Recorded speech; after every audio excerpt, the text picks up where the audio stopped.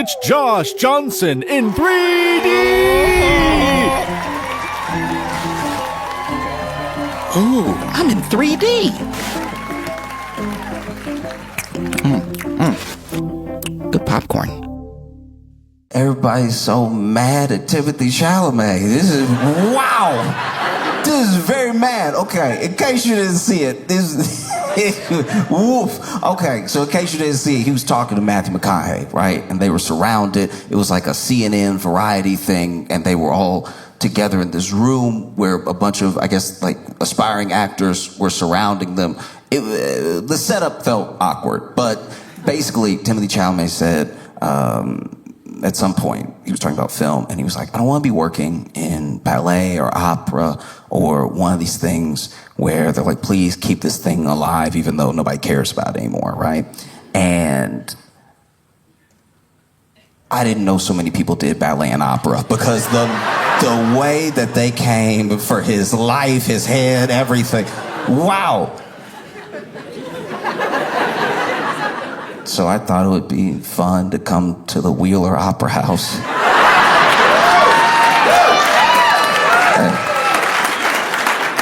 and talk about it. Because this thing, look, this thing. Okay, so people were very, very upset. It's so big. It feels crazy that it's that big. We're at war. It's crazy that it's got this big. I thought it would blow over in like a day.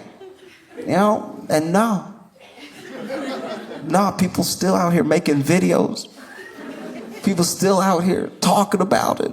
Even me.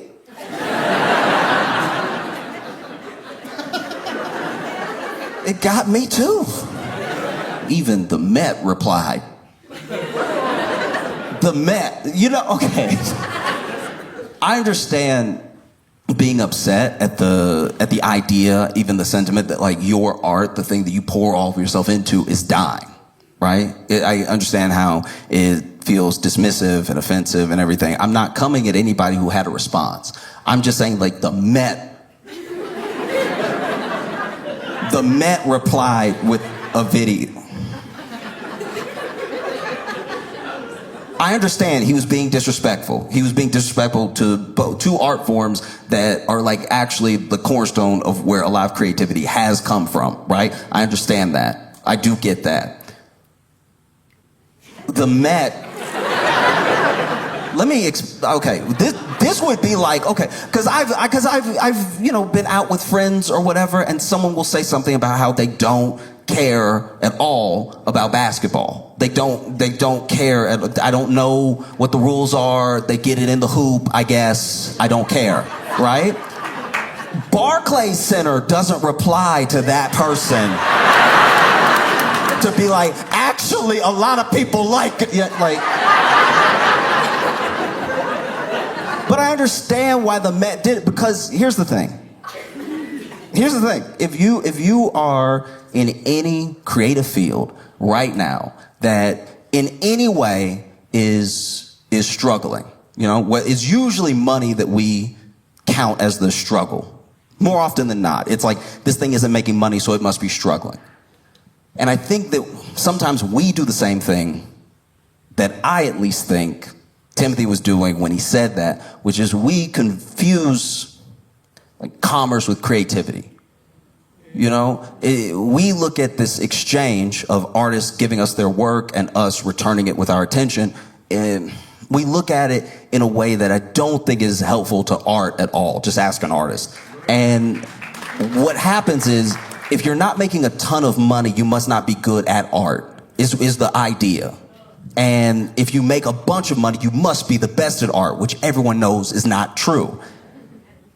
And so I think that when you talk about this thing is dying or nobody cares about it anymore, it's like, I think you're only speaking on money. And so if something doesn't yield a lot of money, in the back of our minds, it's not great art. Because if it was great art, more people would engage with it, give more of their dollars to it. It would just be more substantial, you know? But that's not why you do art. I know maybe for some people it is, but it shouldn't be. That's not what makes art. Imagine if your kid came to you and said, when I grow up, I want to make money. I'm talking stacks. I'm a paint.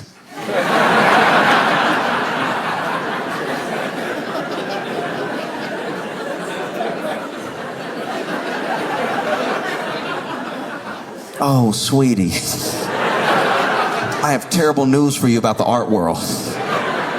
And don't get me wrong, that's not to say that artists don't make money and that people don't care about art that doesn't end up making money. We have to do it like an uncoupling of art and money, of art and popularity. Real art, the things that move you, they move you. And sometimes they happen to move other people.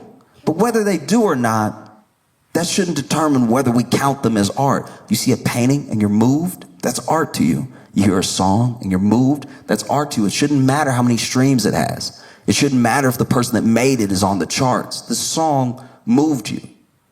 Art is so subjective, not just in its value, but also in like its meaning to the individual, that you will hear a song that moves you more than anything has ever moved you in your life. And you might even be blessed enough to one day meet the person who wrote that song and get to tell them what that song meant to you and how you could hear the pain that they had in the relationship that they were longing for in the song, and you came across that song in a time in your life when you were also hurting deeply. Maybe you lost someone, maybe it was a loved one, or maybe you lost love. Maybe someone broke up with you and you just could not put it into words, even in the quiet of your own mind. You couldn't find the words, and then you heard that song and it was everything that you had ever wanted to say to yourself about what you were going through. And you get to tell them that. And then maybe they say, oh, wow, I'm so glad it moved you. That song was about heroin.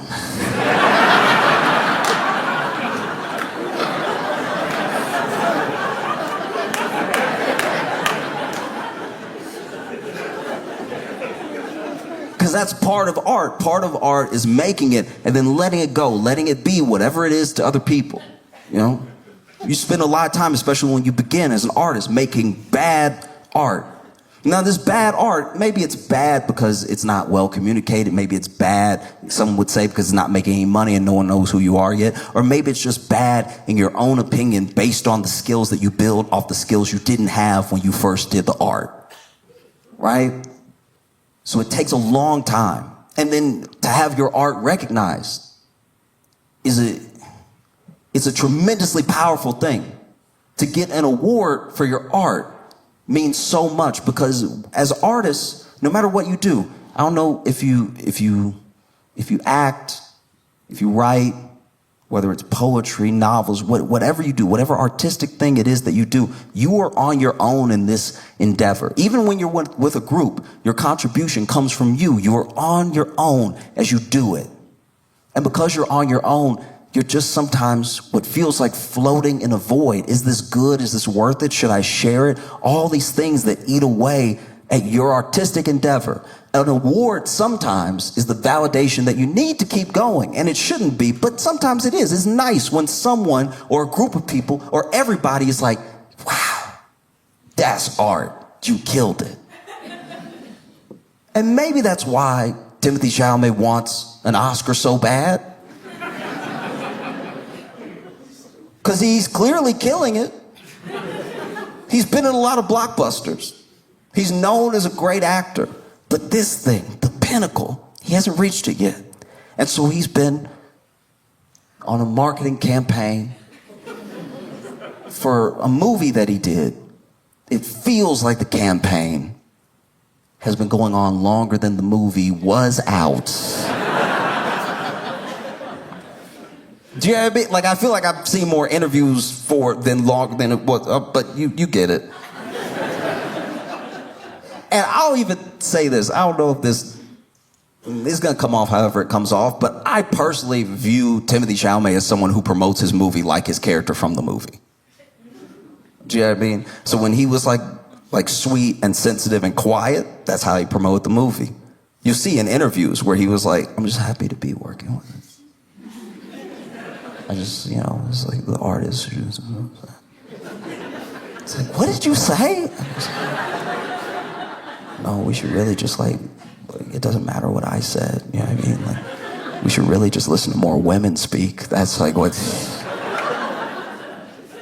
And now for Marty Supreme, you can guess what the character's like, because Timmy's out here hard promoting This the movie. Have you seen the movie? Then what you doing with your life? Get together March, Spring, Christmas Day. And I think some of the annoyance is it's because we don't have a sort of like monoculture anymore that just feeds us the thing to be watching and to be talking about. Once the internet sort of democratized attention, we got to this place where, okay, I could do anything all day. I could watch 2 hours of cat videos. I could watch like 2 hours of cat videos and nobody can stop me. You're not the boss of me. And I'm not crazy for watching 2 hours of cat videos because you provided them to me, internet. Like you're acting like I have some sort of choice. There's a cat video, I'm gonna watch it. I'm gonna watch it. And so you're able now to go from what was cable, which is just, this is what's gonna be on, and you can watch this at 8 o'clock, or you can change the channel and watch something else at 8 o'clock. But all the TV and all the attention is already sort of spoken for in a way. And then the internet made it so that you could be doing anything. You could just be playing chess for 3 hours online. Losing. Losing badly. Losing in a way that makes you question if you understand the concepts of space. Losing so fundamentally that it makes you wonder if you're colorblind to what black and white are. Losing horrifically. Losing so bad that you scream into a screen that can't hear you. It can't hear you, and neither can your opponent. You just lost in a room by yourself playing chess. And one day maybe you won't lose, but that day isn't today. You've been losing for 3 hours straight. You've been putting all of your time and attention into doing these en passant and trying to get somebody to fall for the scholar's mate and everything, and now you're just sitting here in checkmate. You don't even have the strength in your hand to refresh the page because you don't know if you can lose again. If you lose again, you might snap. This might be, who would have thought, with everything going on in the world, who would have thought losing a chess for 3 hours was the thing that would break you? And so you could do that. You could do that. You could watch cat videos. You could do whatever. So then when you see something over and over again, like Timothée Chalamet promoting Marty Supreme, it feels a bit forced. Because you're not used to seeing things you don't feel like seeing anymore. I mean, outside of the news. I feel like Tim was out here promoting hard, believing in this movie, campaigning for that Best Actor Oscar award. But this is a tough year to try to get it. Because you also have sinners. Wow. Okay, look, if you haven't seen Sinners, what are you doing with your life? Look, if you haven't seen Sinners, just Sinners winning, sweeping at the Oscars for the story would be amazing. Because Ryan Coogler, this man got a groundbreaking deal for this movie. This man got a groundbreaking deal for this movie in a time where we're not even really making new things often. We are leaning on nostalgia hard. Everybody's trying to make it a bygone era all over again. Do it all the time. Come on, y'all, Rush Hour 4. It needs to happen. You, as a creative, right, up against the industry. No matter who you are and no matter what you do, you can probably appreciate what this story means for people. You, as a creative, are up against your industry to create something new. You want to make something new because everyone's kind of sick of the stuff we've seen before. We can't stay nostalgic for the 90s forever. You know, I love 90s nostalgia just as much as anybody else. It's when my knees were the best. Like, I love 90s nostalgia. I'm trying to do 90s nostalgia all the time. Like, hey, do y'all remember when... I remember I did that push-up real fast. That was good stuff, man. 90s were all right. All the musicians I liked were still alive and we didn't know enough about them.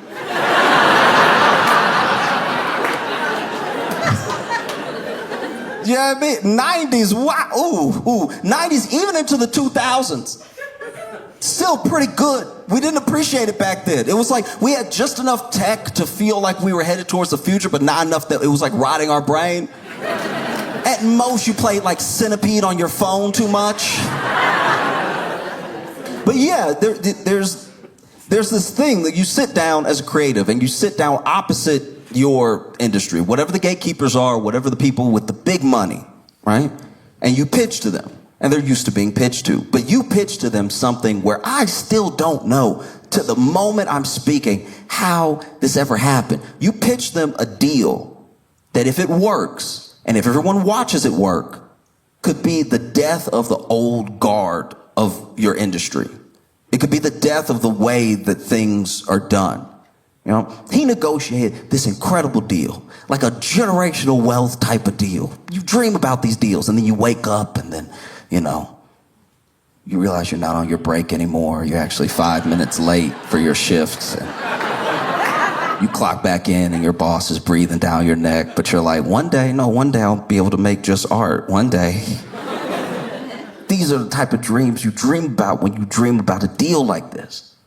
And it was going to be him making money off of like $1. None of this like funny business, Hollywood accounting, where you tell me I get points on the thing, but then you also tell me the thing never became profitable while bragging about how profitable it was because you made back channels for yourself to pay yourself to where you're still in debt even though you made all the money. None of that. Also, I'll own it again. Over time, I'll own it again. This thing that is wildly popular, I'll get ownership back. I actually have ownership over my intellectual property. You can have it for a little while, but you're just borrowing it. It's mine. It was a deal that was usually what the industry does to the artist. So it was mind-blowing. And then they make the movie. The movie drops. The movie is very good. The movie's incredible, and we expect nothing less. It's Michael B. Jordan and Ryan Coogler. These are the people that brought us Creed, Black Panther, Fruitvale Station. It even got the Black Panther treatment, where if you were in a room and you didn't like Sinners that much, you better not tell anybody. I like Sinners, but I watched some people who didn't like Sinners that much voice that they didn't like Sinners that much, and then watched them get eaten alive verbally. Like, I had to act like I didn't even come with them. I was like, I don't know who he is. And you saw the articles come out when Sinners came out, and the articles were fascinating because the articles were hating hard. These articles, people act like they didn't write them now that like everybody loves the movie. But woof, Sinners came out and they were like, all right, it made $50 million, but it cost way more than that to make, so like, we'll see. You're like, oh, I've never seen an article like that. It's like, okay, Sinners made like $90 million, but 90 isn't 92. It finally got to the point where articles were coming out that were like, look, Sinners made a lot of money, but it didn't make it all at once. It didn't make it like on the first day, though. It felt like these articles were written in the voice of like, if you like someone and then they curbed you and you got to write an article about their current boyfriend. You know what I mean? It's just hater energy from the start. Just literally sitting there like, he a surgeon, but how many lives has he saved really? You know what I mean? Like, he went to school and all, that's nice. Sound like a lot of student loan debt if you ask me. Yeah, I mean, like, is he a good surgeon? I don't know. Let's ask one of his patients that's no longer with us. Oh, wait, we can't. You know what I mean? And so you have all that, and that's what you're up against in this field of people fighting for that same award. A lot of people want Michael B. Jordan to win. You know? Yeah, they're here. I'm one of them. I guess, okay, I'll tell you a quick story. When I was in junior high, all the different junior high and high schools where I grew up would have their talent shows around the same time, right? And so people would go and support their friends and everything. And there was a kid that went to this one school, and he was in a wheelchair, right? And he was the first student that somehow had been in a wheelchair, so they had to update all these things to code to accommodate them. And that can get a lot of eyes on you, especially as a kid. Literally being the only one who is different can get a lot of eyes on you in a terrible way. But this kid, very confident. Very, very confident. Confidence from a place that, I don't know. It's one of those people where it almost feels like they were born with it. You know, because yes, he's wheeling down the halls and he's got his friends. He makes his friends because he's got a great personality and everything. And then the talent show comes around and no one knew he had been working on this. Nobody knew what he had planned to do. They just knew he had entered in the talent show and he wouldn't tell anybody. They're like, what are you going to do? He's like, you'll see. That day comes for a talent show. This kid wheels up to the stage, grabs 2 crutches. You have to forgive me because I don't know what they're called when they go around your wrist, but he had the 2 crutches, stands up, and then does a dance routine medley to Walk It Out and 2-Step. People are losing their minds. He got out of a wheelchair and was 2-stepping.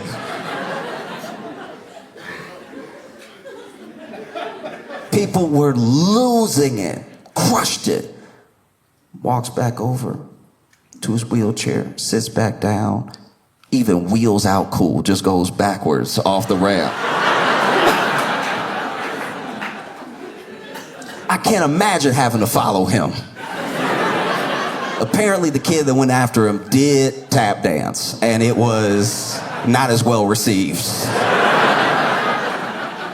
I'm not gonna lie, if I had planned to tap dance that night and the kid before me got out of a wheelchair and danced to 2-Step, I would walk out in tap shoes like, I'm gonna do some beatboxing for y'all real quick. But the night goes on, but everybody's talking about it. Literally, people are performing and there are people whispering like, do you believe that's crazy? And then this young lady goes up and she sings, right? And she's got a great voice, sings very well, sings beautifully, and then gets off stage. And because it's a talent show with judges, they judge the performances, they announce the winners, and they gave it to the girl that sang. And everyone, okay. Apparently, even when they announced her name, she was like, yo.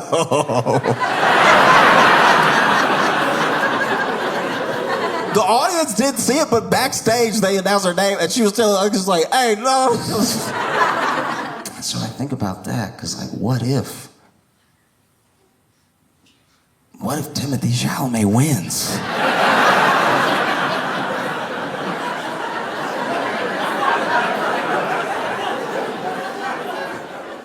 You know? And it's important to remember, not just for him, but for all of us. Even with the success of something like Sinners, it's like art can't be audited. Like you can't penny pinch passion. The things that make people dedicate their lives to art forms, there's no price that you can put on it. And what about artwork that you can't make money from? There are artists who do beautiful drawings in the sand and let the tide take it away. Is that not art? Because they didn't charge you to watch them at the beach? You know? Us expanding our understanding of what art is and what artists go through is like, yeah, it's just paramount to a better world, you know? And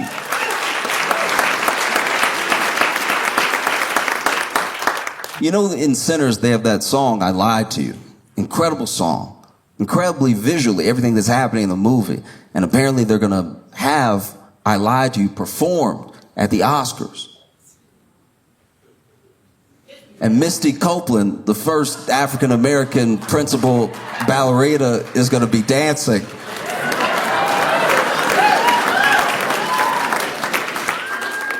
And Timothée Chalamet is going to be sitting there like, yo, it was 12 seconds, my bad. Like,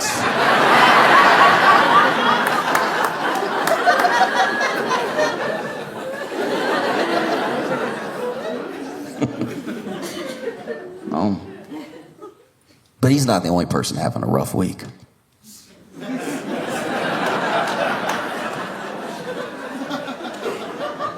Kristi Noem got fired.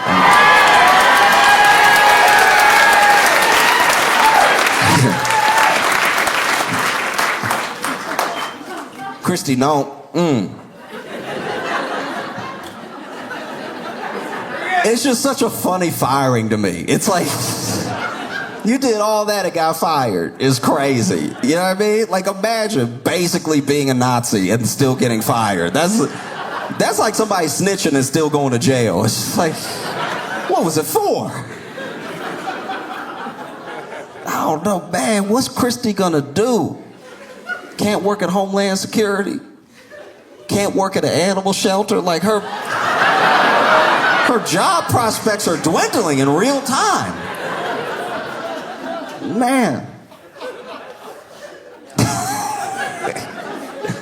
Yeah, Kristi Noem is just, I don't know, it's ridiculous. It's so bad. I'll tell you right now why I think Kristi Noem got fired before Pam Bondi.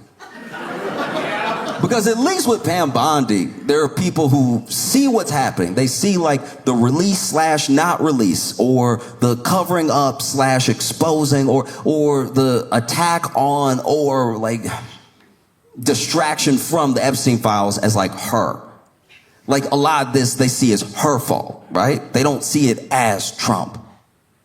So when the files get released, but then they're redacted in these weird places that seem like important information that can't be about national security, it looks like it was Pam Bondi. When the law is literally broken because they're supposed to be released by a certain date and they're held even longer so they can be redacted more, it looks like it's Pam Bondi instead of Trump. But with Kristi Noem, she never really felt in charge. Do you know what I mean? Like when you saw ICE, you weren't like that dang Kristi Noem. You were like, no, this is Trump's thing. Like Pam Bondi runs a sort of cover for Trump that Kristi could never. You know? Because then there were people who were like, Pam Bondi's gonna be like this whip-smart lawyer. She understands the law. Some people were even saying she's gonna rein Trump in a little bit, right? But I don't care who you are. Even MAGA, when Kristi Noem got hired, they were like, oh. All right, I guess do what you want.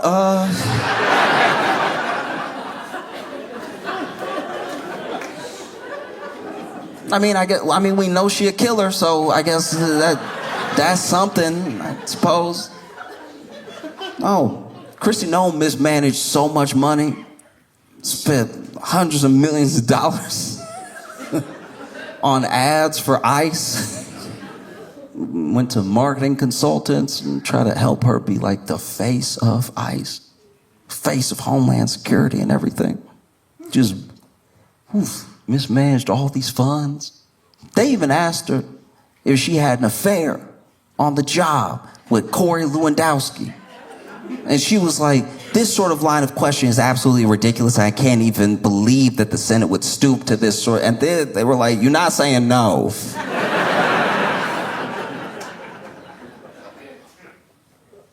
Yeah. Man, what do you do? Kristi Noem out here. The thing that's funniest to me about Kristi Noem, okay, if I'm being honest with you, one thing that does make me laugh is if you wrote a book about Kristi Noem, right? Not the one that she did. Like if you wrote a whole book about Kristi Noem and everything that she did and you just put it out there, and let's say her name wasn't on it and somebody read that book, they'd be like, this right here feels racist to white women. Like this.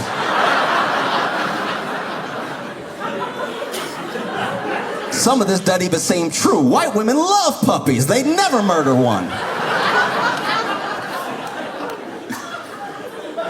No. And then Kristi Noem's been replaced with Markwayne Mullin. Markwayne, if you can't tell by the name,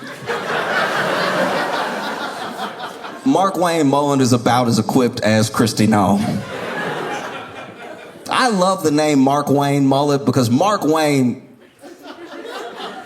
it sounds like you have to yell that name and tell that person not to do something that no one's ever done before. Do you know what I mean? Markwayne. Markwayne, stop drinking that paint. Markwayne.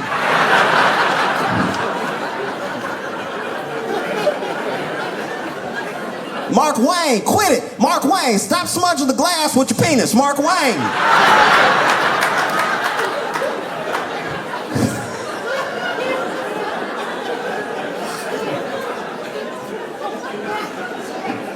Markwayne, cut it out. Markwayne, stop eating light bulbs, Markwayne. Markwayne just doesn't, all right, but just doesn't feel like a serious name to me. Just go by Mark, buddy. Because Mark Mullin sounds like out of a movie. You know what I mean? Mark Mullin, okay. Who is this person? Are they competent? Markwayne. You hear it, right? You hear it. This isn't just because I grew up in Louisiana. This is like, I'm telling you right now, there's Mark and then Markwayne. Like, Markwayne sounds like he skipped school to go to the rodeo. Like, it's...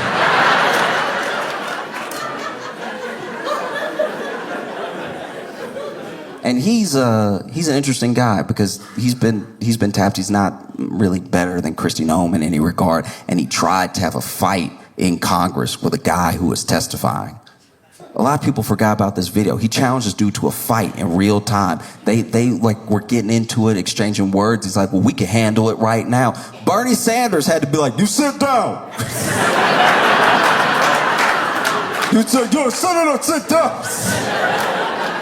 Imagine, you Markwayne Mullin, and Bernie Sanders break you off of somebody.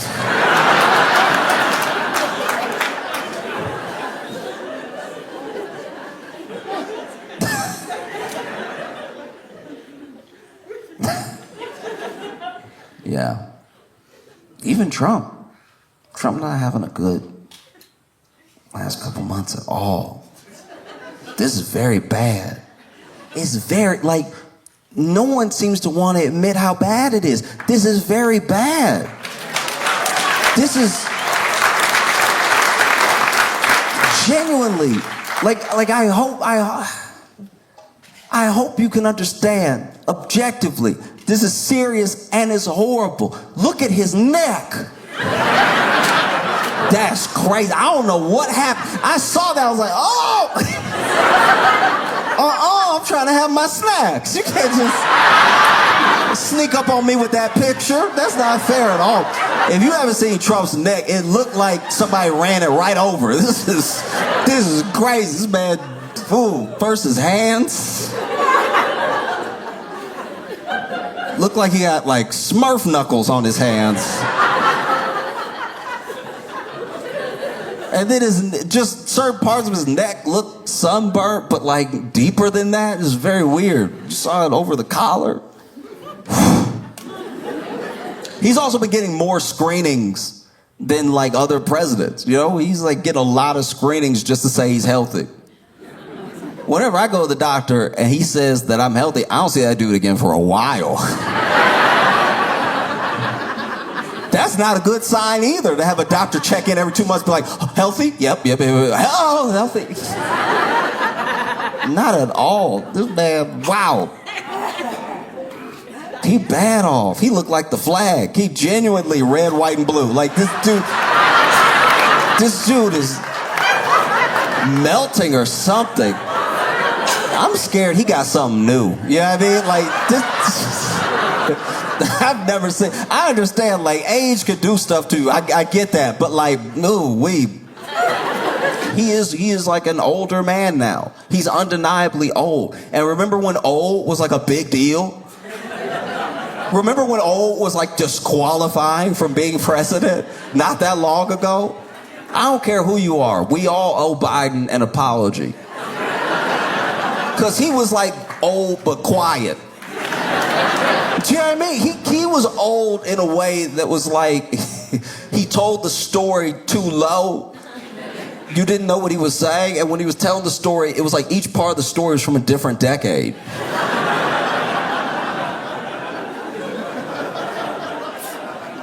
Like, he'd start the story, he'd be like, I got this Sacagawea coin from Jimi Hendrix, and then Madonna showed up and performed like a virgin, and Fat Joe was there too.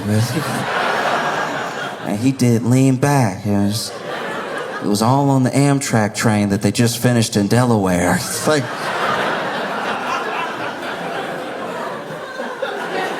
that was a timeline. Nope. No, it was crazy. It was very bad. But now we have an old guy who is very clearly old. Obviously old. But he's mean, which makes him feel younger. I don't know if you ever visit anybody in a nursing home, but if they're not having a good day, they seem right with it. They're like just mean enough to feel like they got all their faculties. You know what I mean?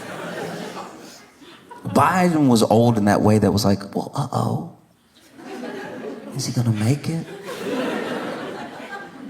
No. I can't believe Trump being this old, this unhealthy, is still like sidestepping these massive issues, you know? Like, Biden couldn't do it because you would try to press Biden about something and he would be like, look. I was there. And now we're here. Like, Biden would say something that you couldn't tell if it was like incoherent or wisdom.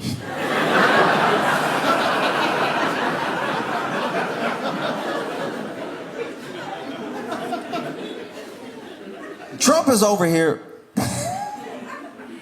You'll press Trump about are we at war? Are we at war?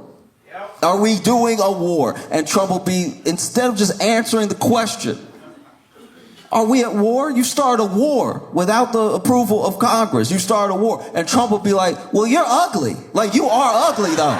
You're ugly, though.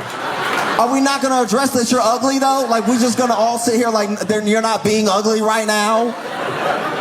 That's the real issue. You're at war with looks. You are. And before you know it, even we fall for the trick. We're like, I can't believe he called that reporter ugly. That was so rude. They were just doing their job. And it's like, yeah, you didn't make him answer the question.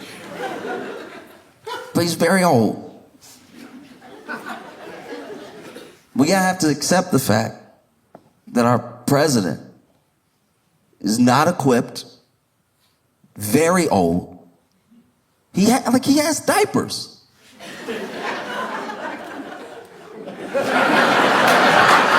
Don't try to deny it. We are not going to sit here right now and act like when Trump is walking around in that suit, that's just padunk behind him. There's no way. Trump a thick boy. He's not that thick. That's a diaper. That's 100% a diaper. We can take bets if you want. That's a diaper. Somebody changes the president every day. Yeah, you should be upset about that. Remember when we were like, he can't be president? That guy's forgetful. It's like, all right, okay. Yeah. Unacceptable. Truly, it's insane. Got us speaking of nostalgia, right? Like, talking about how Hollywood tries to repeat everything. Don't you remember a simpler time? A simpler time in politics. Remember Bush? Remember George Bush? You know W. In case you're confused about which Bush, I'm talking about the smiley one.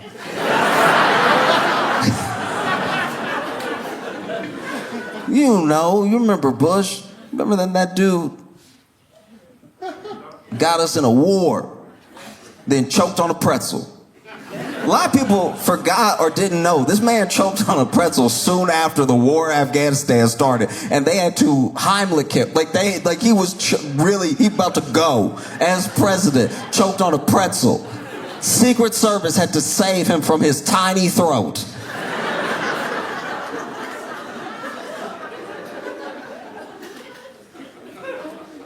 What an innocent time.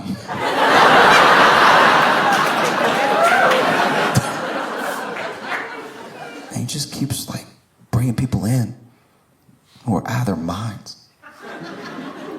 You know, and Dr. Oz is over here. I don't know if Dr. Oz or RFK Jr. or what. Like RFK Jr. I understand that there's a process where the Senate confirms these cabinet positions and everything. And I understand that there are some things in personal bias that you would not want to allow to be disqualifying so that way you could be like impartial to how this person presents in front of you, right? But RFK Jr. was barefoot on a plain bathroom floor. That was it for me. I was like, I don't care what you do or what you eat or what ferments you eat, and like, you know what I mean, you could be as crunchy as you want, but if you put your bare foot on plain bathroom floor, late in the flight too, late in the flight. Late flight is very different than early. It still shouldn't happen at all, but late flight, every step is nasty. You over here in charge of health.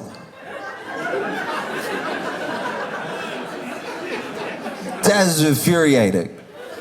I won't stop talking about it. It's like, no matter what happens, whether it's like the war in Iran, every day, there's so many things coming at you all the time for no reason at all, out of nowhere. The other day, Trump was like, Cuba's next. And I'm like, somebody give him like a Valium or something. Like, slow him down. This is crazy. But no matter what happens, I won't stop talking about RFK Jr. being the head of Health and Human Services. Yeah, the Epstein files, but like head of Health and Human Services, you barefoot on a plane. Let me tell you the circumstances that it would take for me to be barefoot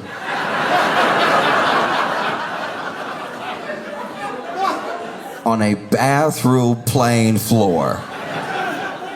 We're on the plane. We're on the plane. That's the first step. You have to be. We're on the plane. For whatever reason, it's going down. And it's going down hard. Like, this is it. Like, if you love anybody, call them. Take it off airplane mode. Make something happen. Because this is it, right? Black box might not even survive. Going all the way down. And then at the last second, they're able to pull the plane up a little bit. But what a lot of people don't know is that depending on how hard you pull and how fast how quickly it happens, you could snap the wings, So let's say that happens, the wings snap. Now we're just a bullet. We're just a bullet going down from the air. Nobody tries to catch that bullet. Nobody's trying to help. Everybody trying to get out of the way. So now we're falling even faster because not even falling with wings. You can hear us in the clouds shooting past other clouds. We're flying past birds. Birds were like, what was that? I don't know. I think a gun? I have no idea. And then by some miracle, right? By some miracle, just in time, we hit another plane, right? I know this sounds bad at first. Hear me out. Listen to me. We hit a plane just enough to get knocked off course from going straight down, right? So now we're doing one of these things where we're kind of sliding down in the air, but some of the fuselage is broken off. So then we lost a few people. They flew right out. They got sucked out immediately, okay? Now I'm still in my seat because I wear my seatbelt like the flight attendant says to. So I've been over here bouncing, all right? Because that is what would happen. People act like if you fasten in tight, your midsection will stay in the seat. You going up, down too, right? I'm gripping the seat in front of me, finally trying to read that pamphlet they give you.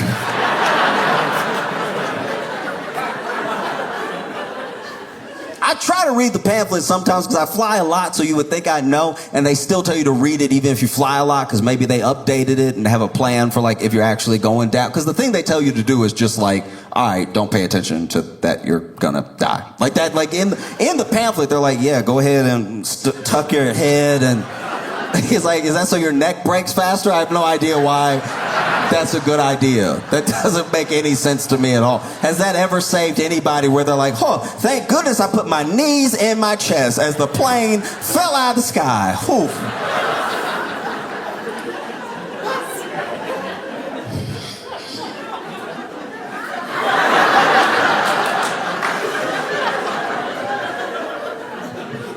There's not that many pages, but you turn the other page. Wow, it says everything but pray. It doesn't say pray on here at all, but all right.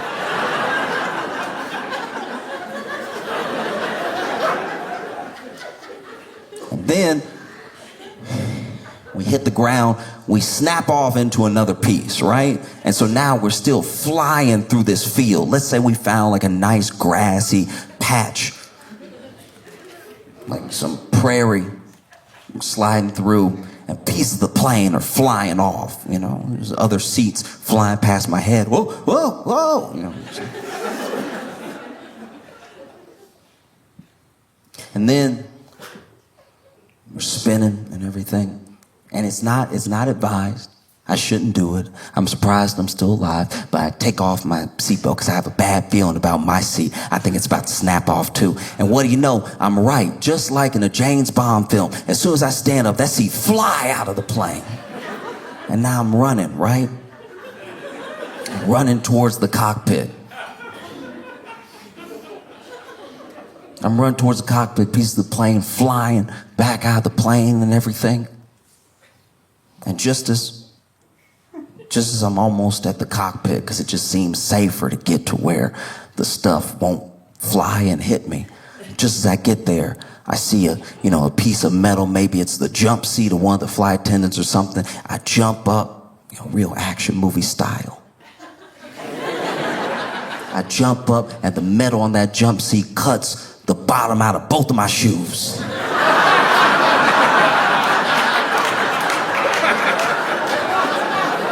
I'm still running towards the cockpit, right?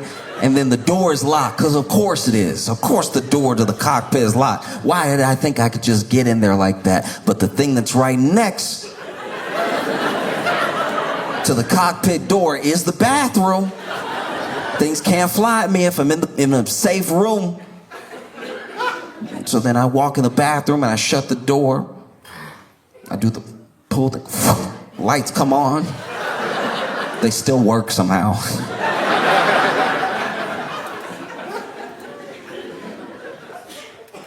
And then I wait for somebody to come get me, because I'm terrified. First responders get there. They're like, hello, hello. Is anybody alive? Nobody. Is anybody alive? They call out to me and I'm like, hey, I'm in here. And now I do run the risk of them walking up to the bathroom door, opening it and wondering if I was in there for the entire plane crash. But I don't care about any of that. I open the door, I'm like, oh, thank goodness you're here. Maybe even I hug one of them, Firefighter's big and strong. Jump in his arms. And he says, you're safe. You're safe. You're on solid ground. I can't believe you survived. I can't either. And then he looks down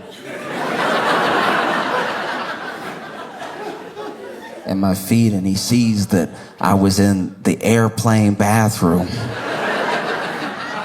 with my feet touching the bathroom floor.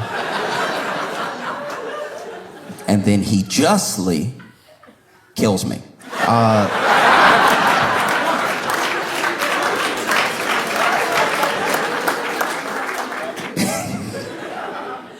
Cause I don't know how I'm gonna age. I'd like to think I'll be like a good old man. Like I'll be good at it. Like I'll have a bunch of stories. I go to tell a story because I've always loved telling stories ever since I was little. Right now, hopefully in the future, I'll have even more stories. And I'm older, so I don't project as much. You got to lean in a little bit. They get close to me. And I'm like, this Sacagawea coin.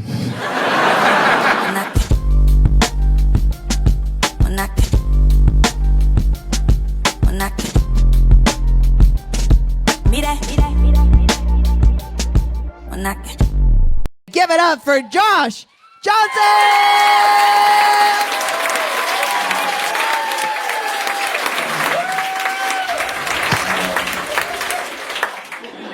Before I came here in San Francisco, there was a pirate. No, it gets worse. There was a pirate threatening a tourist from Brazil with a blowtorch, right? Which, as a pirate, you really shouldn't even have, because you're supposed to be on boats, you're supposed to be around a lot of wood, you shouldn't even have a blowtorch. That's not even a useful weapon for you, right? It should have been a sword, it should have been like a flint pistol, something. That would have made sense. If he had a flint pistol and he pulled it on him, even in the streets of San Francisco, I'd be like, he's on theme. But a full-on blowtorch, how, right? And when I tell you that this man was a pirate, I don't just mean that he was dressed like a pirate. I think he was a pirate. Like, I think he didn't seem like land was treating him well, okay? And so now he has a blowtorch, right? And he's cursing out this person who apparently is this tourist from Brazil, which also, if you're a tourist, I'm not saying don't go to San Francisco, but I'm saying if you are an international tourist coming to the United States, especially for the first time, and the first thing that happens when you get here is a pirate,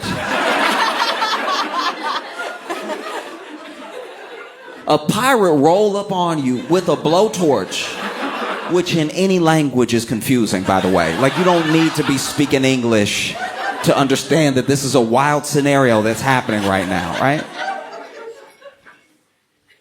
And so, they're over here arguing. Now, the person who really saved the day was someone that worked at a coffee shop that saw what was happening outside, right? And so then they ran up and they were sneaking up behind the pirate, right? Getting real. Yeah, and it was one of those sneak ups where I was like, ooh, if he turned around, you cooked. Like, if he turned around, because he was quick with it, but he was very smooth with all his movements. But it took him a while to like get close, right? Like, he was.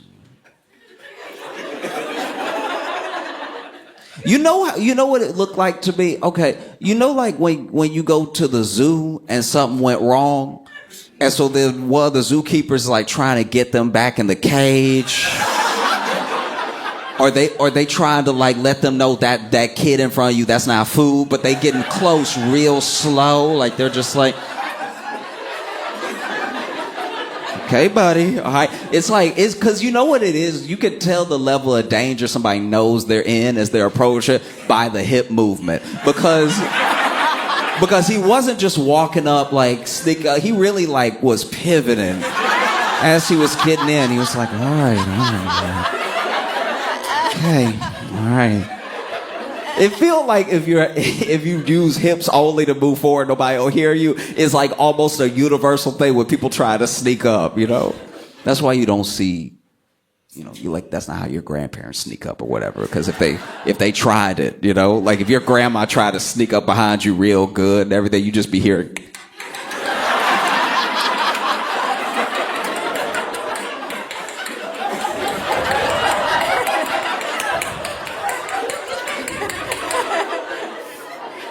So she's like, I'm gonna have to lean, right?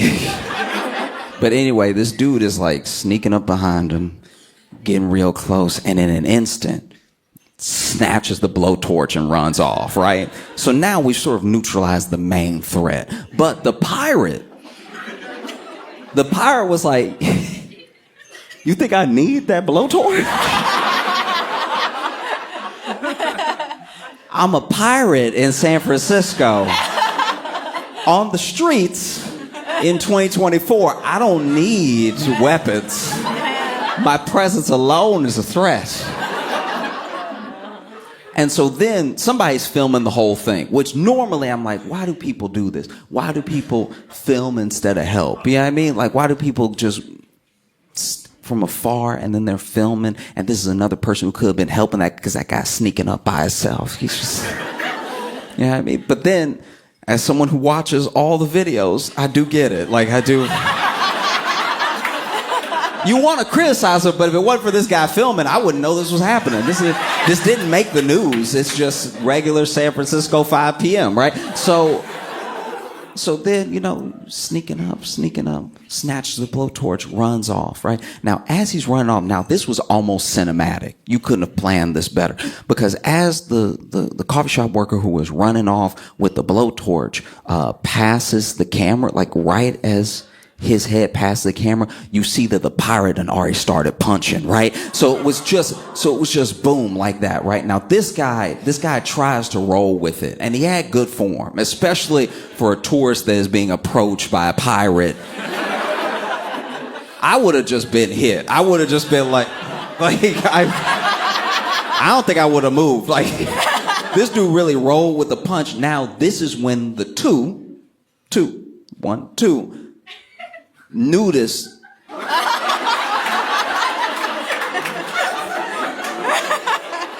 come into the picture, right? Because there were some nudists that were there anyway. They were gonna be naked no matter what. So when the two nudists come up, they're like, this is what we do. We didn't get, because a part of you, if you don't know anything about the culture, you thinking like, oh, they see a pirate, they're like, it must be safe to get naked. They just let you do whatever you want. So they were naked anyway, right? So then one of the nudists sees what just happened, sees that this tourist has been assaulted by this pirate. So then he run up and come in with his, it was really beautiful sequence, because basically the pirate was like, bow, right? And then the nudist comes up and it's like, bow. And then when the nudist swings, okay, so the nudist hit so hard that he did lose his footing, right? So then him and the pirate both fall. And now this is the first point in time where the pirate looks like somebody in this scenario is more uncomfortable than me, right? Like because you see, okay, so the pirate punches that dude and he's clearly like having his own journey, right? But what snaps him back to reality in a moment's time is not only being hit by the nudist, but when they both fall, you can see the pirate. Okay, so the pirate his back is to the camera and you can't really hear him, but you can hear this little like, and then him and the nudist are getting up. Now, if you think, I try to put myself in the mindset of everybody involved in the video, right? Because there's a lot going on, you know?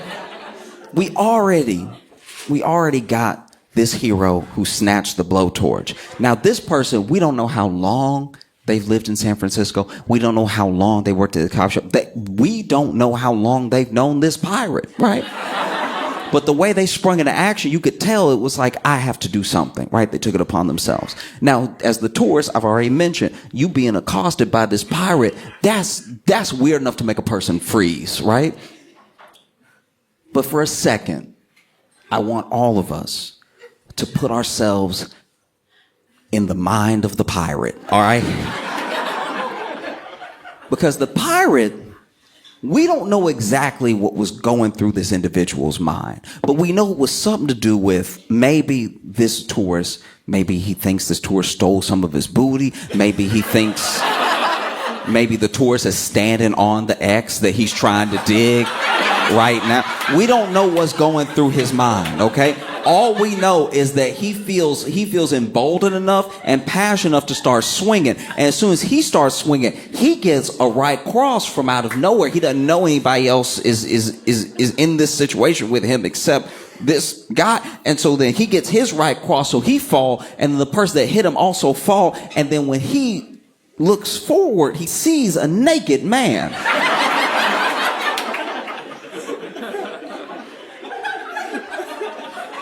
So you can see, even on the pirate, like, oh, I didn't sign up for this. This is too much. I don't... Wouldn't that be funny if the pirate was like, I'm a Christian, I don't really...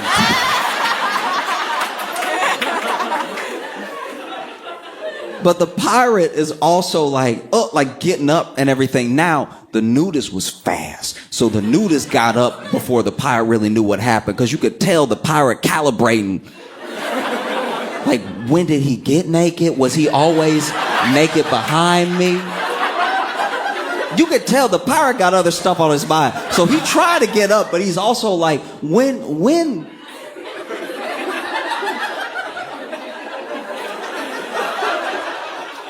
did this guy... And so then the nudist gets up, and the nudist tries to get another lick in before the pirate can get up, because to be fair to everybody involved, you don't know how quick and strong this pirate is, right? Like, is this a PCP pirate? Or is this a meth pirate? Or is this a crack pirate? We don't know. There are categories. And we don't know which one he falls into. You got your first lucky shot on him, and that didn't knock him out, so now you're in trouble, right? So the nudist gets up quick, and when the nudist... Okay, he goes to do this thing that you really only see happen in, like, bus fights, where the pirate's still on the ground, and he tries to do a little, like, wow! Like, he tries to do, like, an uppercut as he's getting up, and I think he misses. He either missed or it didn't faze the pirate at all. He probably got hit and was still like, where did this guy come from?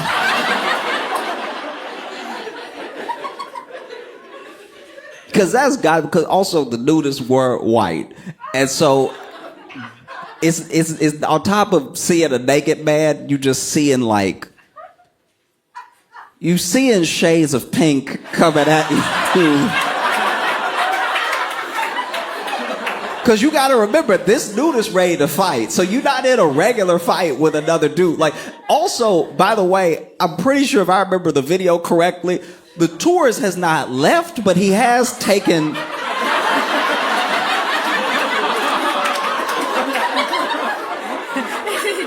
He's taking the position of an audience member. He's just like, yeah, it's crazy.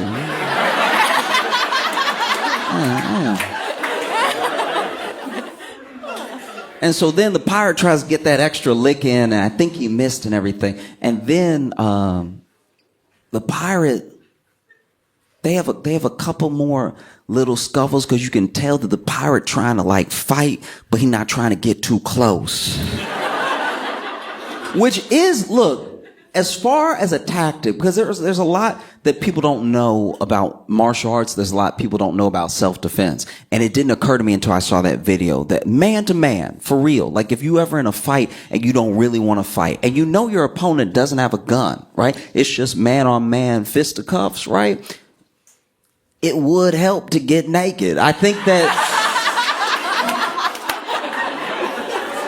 the level to which somebody want to fight you goes down the more naked you get.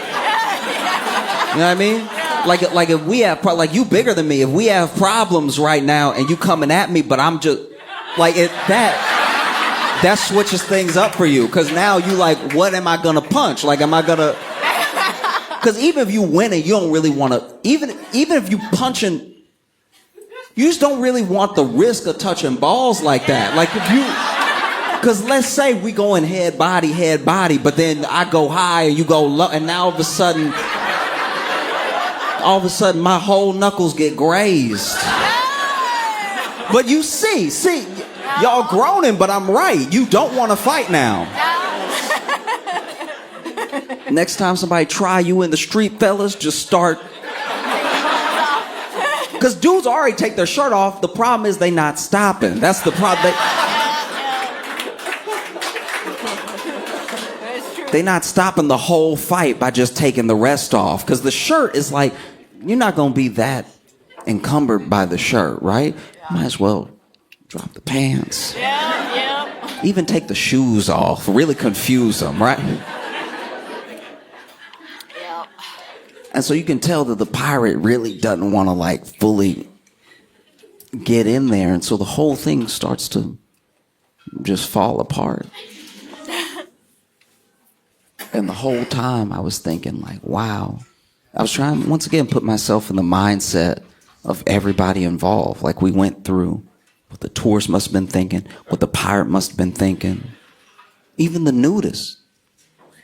Nudist had to have something going on in his head to be like, I have to help. This guy is a blowtorch. And even though somebody just took it from, he's clearly trying to attack this person. He just attacked this person. I need to do something, right? I should call somebody. But you don't have any pockets. I wonder if he reached for it too. Like, we need to get the police. I guess it's me then. Then he ran in like a Superman with his balls out, right? But what I really can't shake is what must have been going on in that second nudist mind. Because both nudists, they were together, by the way. I don't want you to think in the story there was one nudist and then another nudist. They knew each other, right? Maybe they were just walking, enjoying a day, sunning.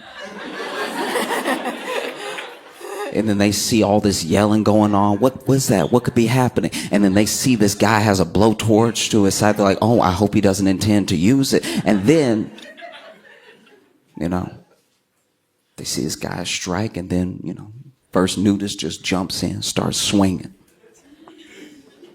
Doesn't really have his footing right, doesn't really have his hands ready, but he's trying. That second nudist must have been like, damn,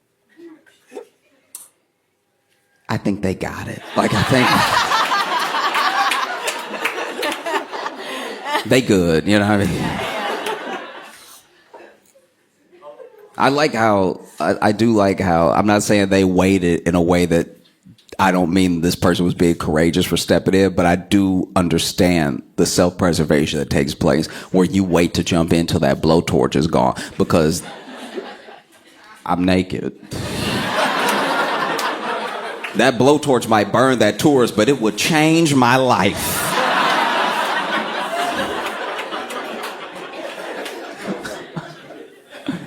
Yeah. No, it's wild stuff, man. Oh, I also want to say real quick, thank y'all so much for coming to the show. Thank y'all for being here.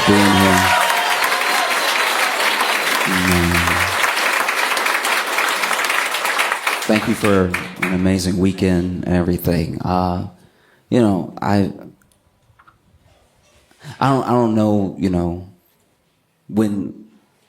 when y'all might have seen me for the first time or anything, or what maybe video it was. I've been posting to YouTube for like a year now, and I started it a year ago where I was just like,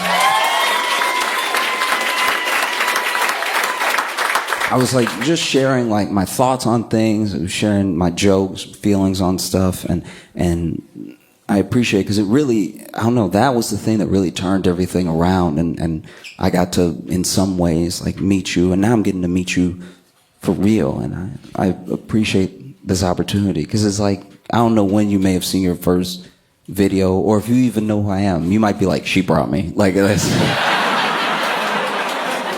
that's also very fair. I will not be offended at all, right?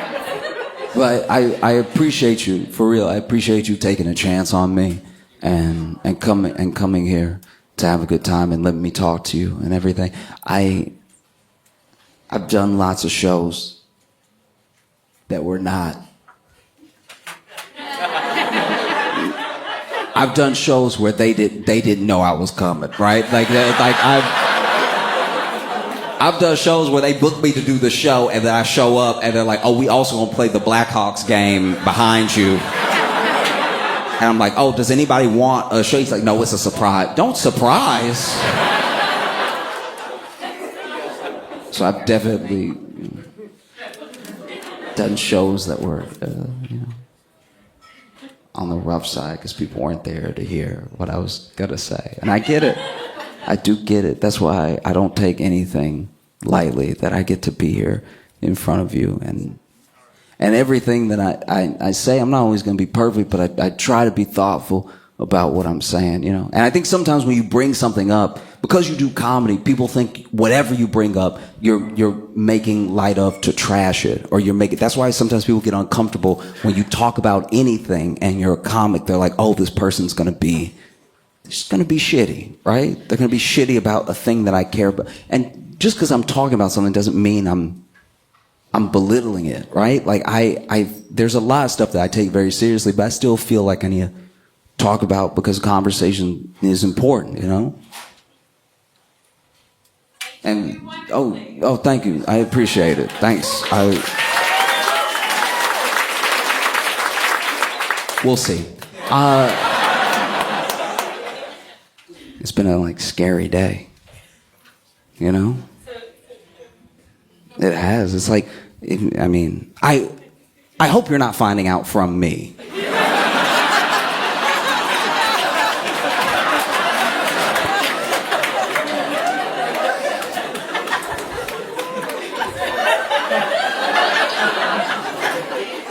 But someone at a rally, someone, don't do that. I'm just telling you what happened. At a rally, someone shot at Trump while he was doing his rally, and I still don't know. There's so much we don't know, but some people say it was a bullet and some people say it was glass, but either way, he got a cut over his ear and the person that was behind him got shot and they died. Right? And they've apparently shot the suspected gunman and everything, and it's just it's one of the wildest days in a long time, because there are days that are like checkpoints throughout American history. Like we had a birth as a country, and then you can set the checkpoints wherever you want, but there are big ones. There are big ones like the country starts and then there's a civil war later, right? And the Civil War is a turning point for the country forever. You know what I mean? There are people that even now say like we're more divided than ever, and I like to remind them that we did have a civil war. Yeah, I mean, like then ever, then you need to read a history book. Then ever. Ever? No, not ever. You know? So you have something like the turning point that happens due to a civil war, which even now, even to this day, hundreds of years, there are people that are hundreds of years removed from the people leading up to the civil war that were in their family, that they still have differing opinions on like the Civil War, why it happened, how it went down, what should have happened, right? And then you have Lincoln's assassination. That's another turning point for the country forever, right? Because once things are put on the table with time, they're never taken off. There's always something that could happen, you know? And then you fast forward more, and we've had turning points. We've had really scary days. And people can belittle it as much as they want or whatever, but we've had times where we're like, oh, are we a country anymore? And so you see those moments like that, right? And there are people who are even now, they're afraid, right? They're afraid that there's going to be another version of the Civil War, right? Because the people that hate people so much throughout this country for whatever political affiliation for whatever they say. This is the thing about being online as well. When you go around, I go everywhere. I try to go everywhere. And I'm trying to meet people everywhere. And when I meet these people, almost all the people, and some of them are having a bad day, some of them have had a past, whatever, but most people, pretty pleasant, right? It's easy to forget that online. Because online, people have the safety to be a troll, and there's also bots. So you could go through your life and bump into people all day and have nothing but beautiful experiences. But then you get online and you post a picture of yourself because you're happy about, maybe something that you bought and you look good in. And there's all the comments under it. Why are you wearing that skirt, bitch? It's like that is happening in real life, but that is not real life. Right? The people that you meet in person are real life. The people that you meet every day, that's real life, right? So I'm not saying it's real life as in it doesn't matter. I'm specifically saying that, like, the grace that you give in person is that's our better nature. That's what we would hopefully have all the time. It's being online that makes people monsters to you before you meet them. You look at those pinpoints, and there are people that are worried about us falling into the trap of another civil war, like so much hate, right? And I personally don't think that's going to happen. I'm not just hopeful. I actually don't think that's going to happen, because if I'm being honest with everyone in here, we don't have the grit.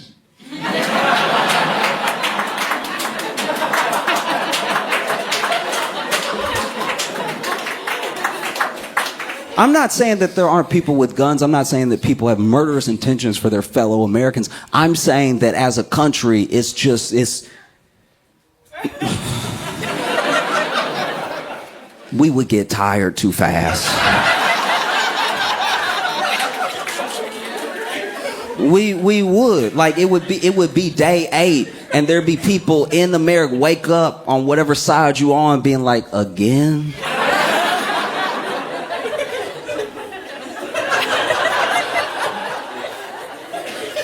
No, I'm not saying that violence is impossible, and I pray it doesn't happen. I pray even more now that it doesn't happen than I did before. But I think that it's not going to split up the way that it did. You got to remember, the country was full of colonies, and travel was difficult. So when the country split and we had our full-on civil war, it was a different time, truly, right? And now you have family that lives here, you have family that lives over there, you have family who's moving.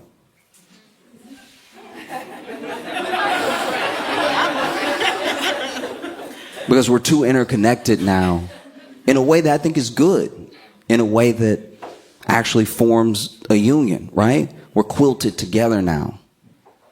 So no matter how you split us up, whether it's north and south, east and west, eventually, whatever side of the war you're on, eventually someone would be like, I just want a good taco.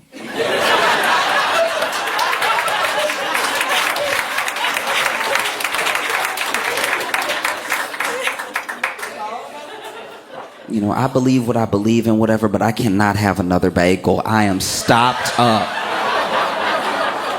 For my health, I can't do it.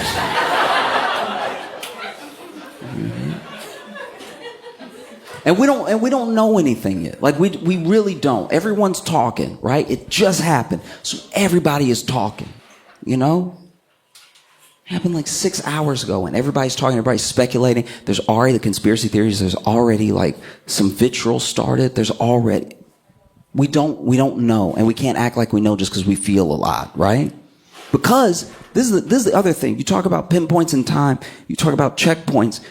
Civil War then leads to Lincoln's assassination. That's another checkpoint that we cannot come back from, because once things are on the table, they're on the table for the rest of time. That's why you have to be careful what you say and what you do, you know? And so then you fast forward even more. It makes me think about the assassination attempt on Reagan. Because Reagan, you know, Reagan still is one of those figures that's like either beloved or absolutely despised, right? The policies they put forward and the aftermath afterward, you know, people feel how they feel about it, right? But when you think about that person that shot Reagan, right? We were in a different time of division back then. It was still pretty, you know, relatively civil, relatively ideal by today's standards, right? But let's say we had lost our minds then and been like, oh, this is a plot, this is an inside job, this is a conspiracy. Let's say we lost our minds when Reagan got shot, and then you actually talk to the shooter, and then you find out why he did it. He's like, oh, I just wanted Jodie Foster to like me.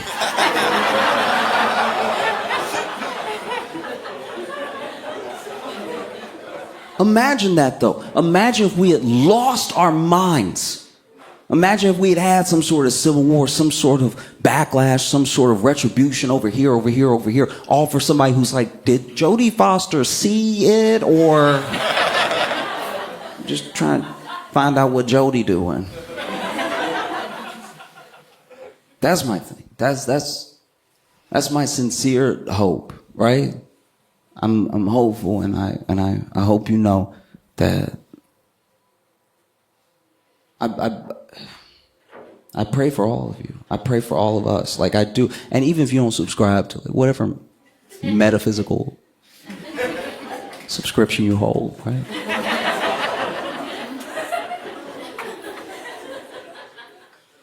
You know? Because at the end of the day, we really are all Americans. I know it doesn't feel that way, but every one of us, just by the reaction that y'all had when I told you that somebody died, you know that we all still have our humanity. We don't want to see anything bad actually happen to anybody, because you don't know that person. You don't know anything about the person that died today, but you know that they were an American, and you know they were a human being, right? And so I think that what I've decided when it happened, and I can only speak for me, I'm not going to tell you what to do. No matter anyone listening to me, you can do what you want. But when I saw it happen, I decided in that moment that this right here is where I'm going to plant my feet, right? I'm not going to let this make me radical one way or the other. I'm not going to lose my mind, because we don't know. And two, the humanity we show to each other just in passing, that's really important. And honestly, all this is going to be funny again in a minute. I haven't forgotten, like I didn't forget. Like I wasn't like, let me get them with the yuck yucks and now lock the door. Like I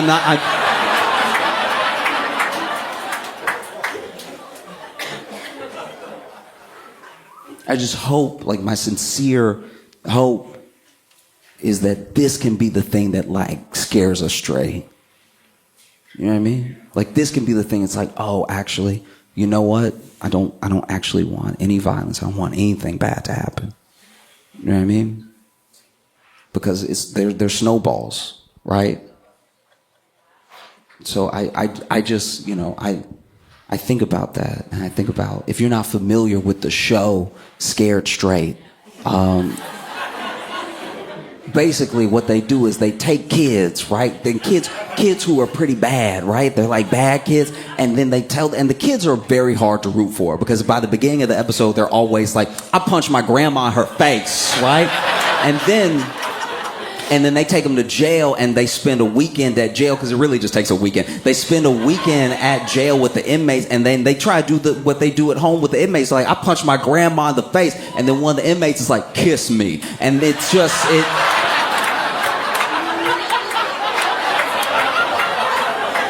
it changes, right? It changes the vibe. And I'm not saying it works for every kid, by the way. I'm not saying that this is a foolproof thing. We can talk about child psychology however you want, but I'm saying for the kids that it does work for, it was actually something bad happening that woke them up, right? It wasn't just me coming to my senses one day. It was like, this is rock bottom. You know? You don't just wait for rock bottom. You don't just try to fall until you find it. You can decide it for yourself. This feels like granite. I think I'll stop here, right? But I also know that, like, sometimes if you don't say anything, if the thing goes unsaid, people think it goes unthought, right? And if you don't reach out to people don't know you care about them. I care truly. And people are going to feel the way they feel about me or feel about me talking about this, but I care about every single American in a serious way. We're a country, and we're a country of people that are different. We're a family of people that sometimes hate each other. That's what family does most of the time. I went and got a dentist through unconventional means. Basically, my dentist was handing out coupons.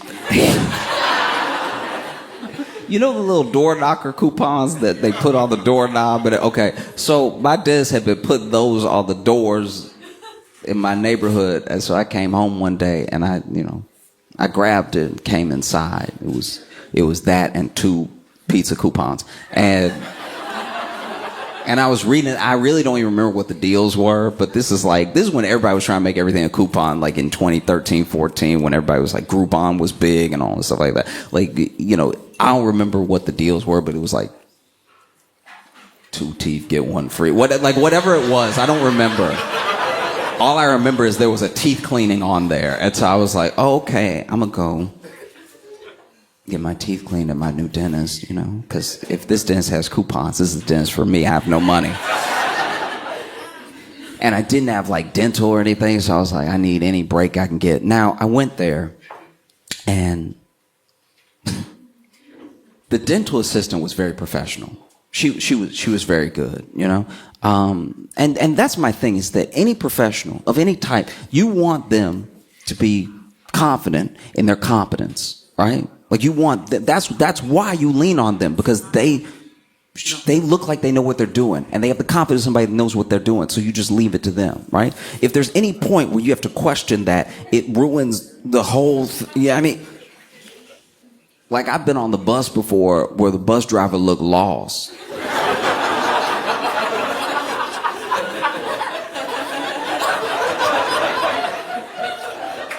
And I'm sitting, I'm like, why is he checking his phone? Like,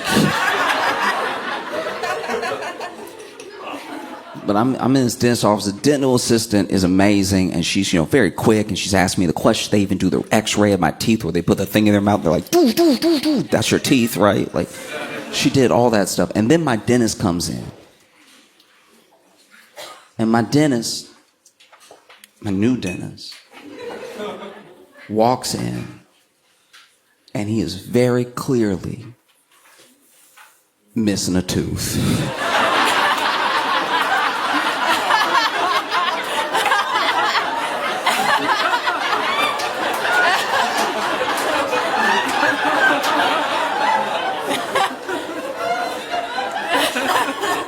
And it's not like a wide smile, back of the mouth chewing tooth. This is one of the stars of the show. This is one of the teeth that when you smile goes like, ba-da, like it's. And so he missed, I don't know how to describe this, but he misses the tooth hard. Like he might as well be missing 2 teeth the way he missing this tooth, because it's not a center tooth, but it's one of those teeth where because it's missing, I don't know how big it should be, so it feel like he missing the whole front row. Like it's very distracting, right? And so then he come in, and I don't know if it was recent that he lost his tooth or something, but the space in relation to his tongue is causing some slippage, and it's making him lisp, right? And so he walks in, and he's like, "Hi, how are you? Have a seat." Because I stood up to shake his hand and everything. He's like, "Yeah, have a seat." And I'm like,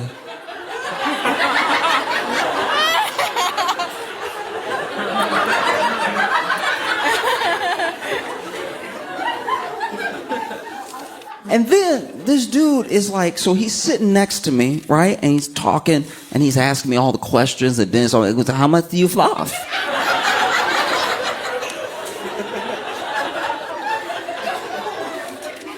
And this, so I was getting upset in the chair because, you know, he's asking me, "How much do you floss?" And I'm like, "Oh, I floss every day." He's like, "Are you sure?" And I'm like,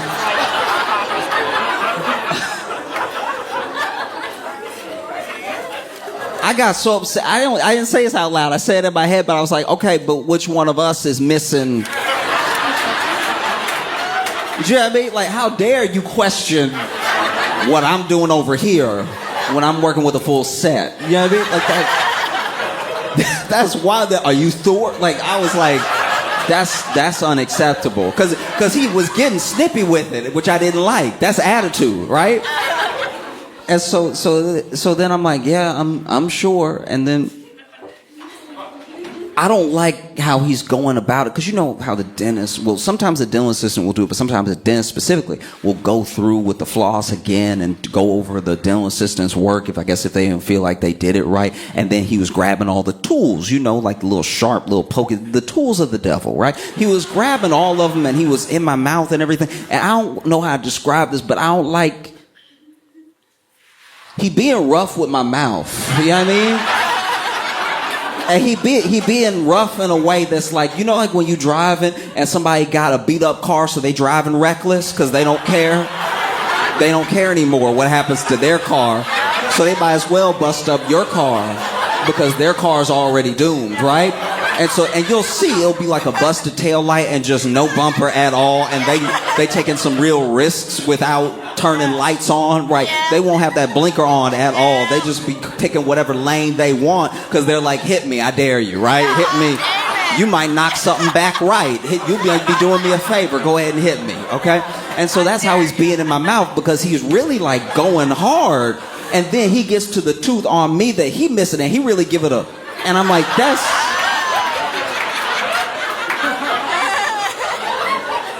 not okay, you know? Just because it's over for you doesn't mean, like I still have a future, you know what I mean? Like, how dare you do that? And so then, you know, I don't know if it's because I'm young and I'm just like not really thinking, or because I'm awkward in a lot of social situations anyway. But finally, I was just like, so what happened? What just happened? And then this man had the nerve to go, what, this?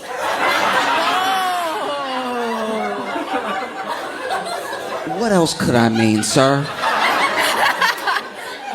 No, there's something on your lip. No. He's like, oh, this? I was like, yeah. And then he takes the tools out, you know, the little hose that they have in your mouth, and just sucking up all. He puts that to the side, puts the tools down, puts his hands on his knees, and goes. Got sullen, right? I felt bad for asking. He got really quiet and sullen. He was like, I hoped you wouldn't notice.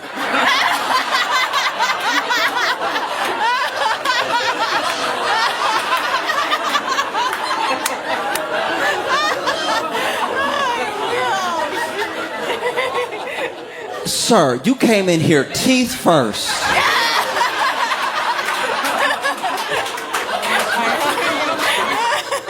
Smiling in my face. And you thought I wouldn't notice one of the main teeth. Rude. I can't stress this enough. Like, it was one of the teeth that if he committed a crime, that would be how they got him. Like, that's... Do you know what I mean? Like if he stole something tonight, they'd be like, it was this one that was... You know what I mean? Didn't even have a gold tooth in there. Didn't even have something to be like, oh, I'm a different type of dentist, right? It didn't... Just... avoid.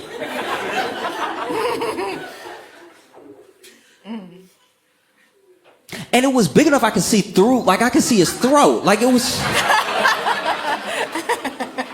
And he got sullen, and he was like, it's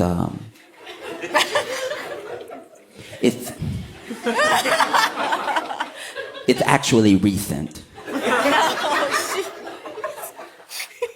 I was out with some friends. And this is my thing. Okay, like, I know he telling me the story because it wasn't even my business, so he didn't have to tell me anything. So I know he's doing me a favor by telling me the story, but I swear to you, this man hit every S possible in this story.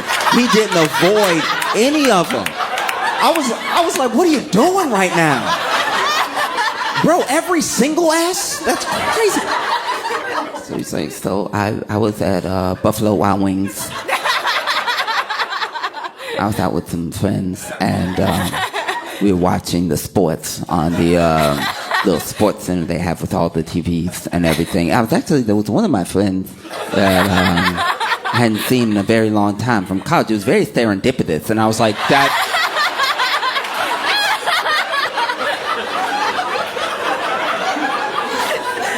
Don't do that. You didn't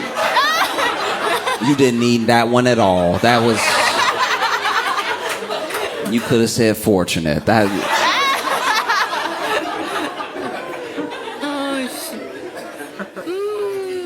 And so then, we're sitting there, and I was having a good old time. I was sucking the sauce off my fingers and everything. And then there were some guys a few booths away that I would start jawing at one of my friends. I guess they knew him from his past or something. And so then they would start talking, over at us. And so then, we went over there and they were out here talking shit. And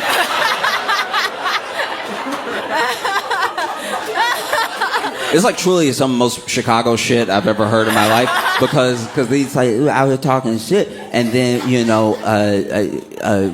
I went ahead and I popped one in their mouth, and then he popped me right back, and I swallowed, so that's why I'm missing the tooth, and I heard that and I was like, oh, is that all? Okay, go ahead. Go back to work.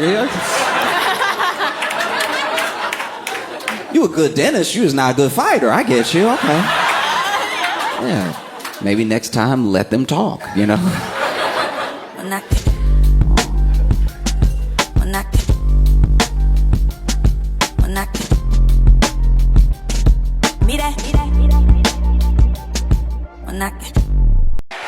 Make some noise for Josh Johnson!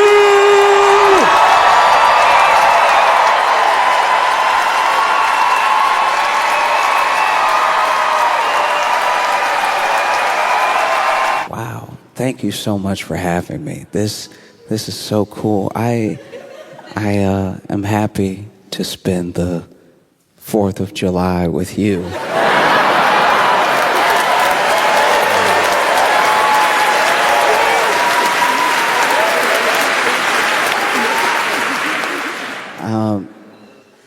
Maybe you're not aware of some of our customs on the 4th of July. One of them that sticks out is a hot dog eating contest. And I've been traveling the world, and a lot of people think that they know what a hot dog is. They even think that they have their own version of a hot dog. And as I've traveled the world, I can honestly say that no, you don't. Because you all here, I'm not going to pronounce it correctly, but you have bratwurst. That's not hot dog at all. That's good. You have to understand, to make a hot dog, like bratwurst is beef or veal. It's a meat with herbs and spices in it, cooked well. A hot dog, especially in America, a hot dog is something that to make you first have to find. And when I say find, I mean like putting together a proper hot dog in its casing and to serve is a lot like a witch's spell. You have to find meat that's first on the floor. It's very important this meat is on the floor. If the meat is not on the floor, you might not be making a hot dog. You have to find this meat that's on the floor. You have to couple it all together. You have to push it through this machine. And bratwurst, once again, beef, veal, you can only hold together a proper hot dog with hate and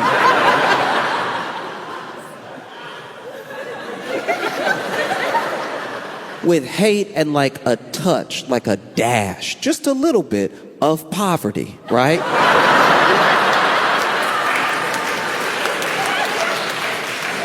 So you have some hate, you have, you can get a side of anger in there too. And then you put it together into a hot dog, you wrap it up nicely so it looks like it might be edible. Because I don't know if you've had a hot dog. In order to prepare a hot dog, it's not like preparing a bratwurst. You have to boil a hot dog.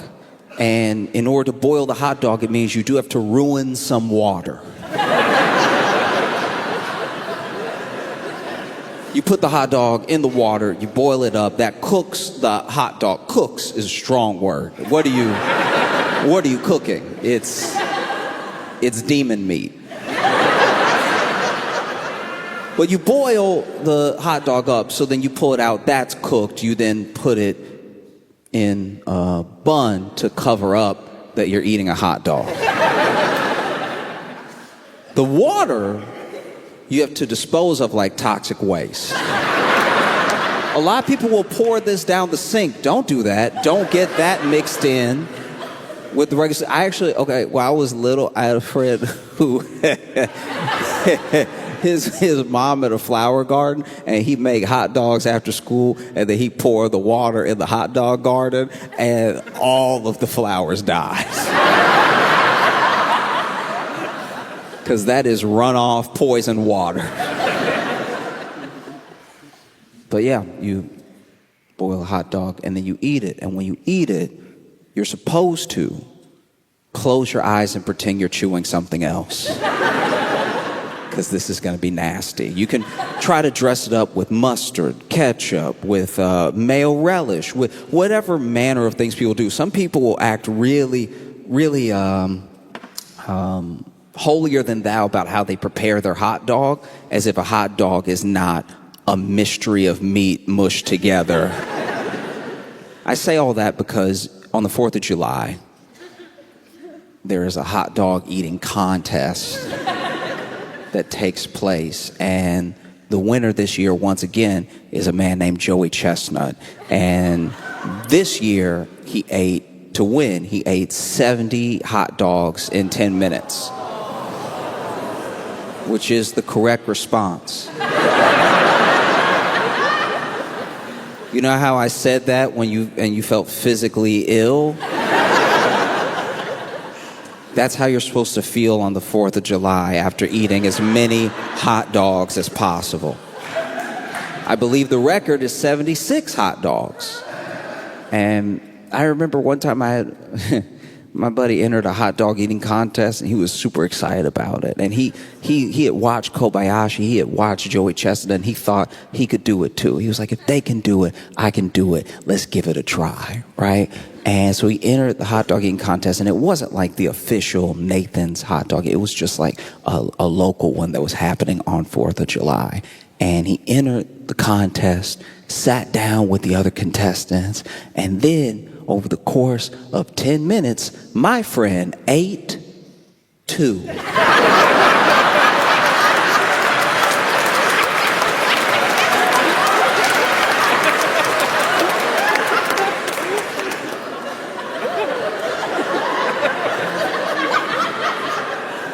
This man ate 2 hot dogs in 10 minutes.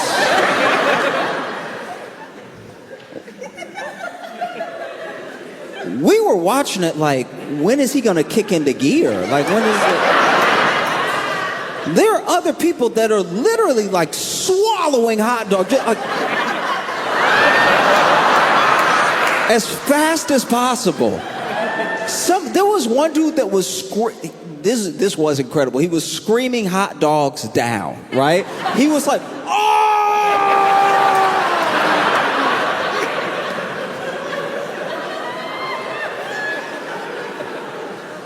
Meanwhile, our buddy,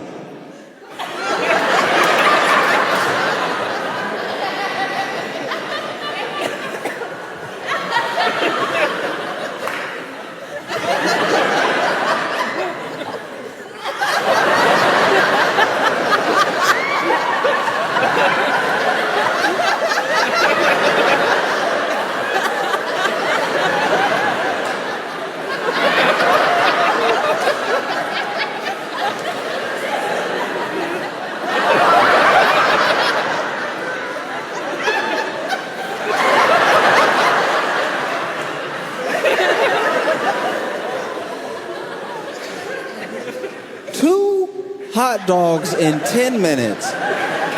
We went from cheering to booing.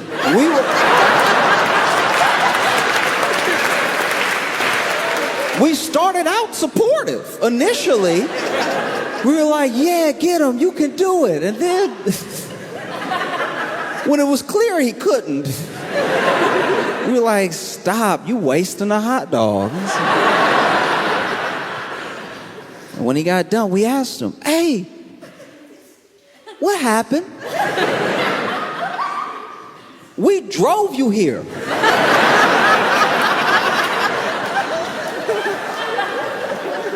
You the one wanted to go way out the way to enter this contest to waste everybody's time.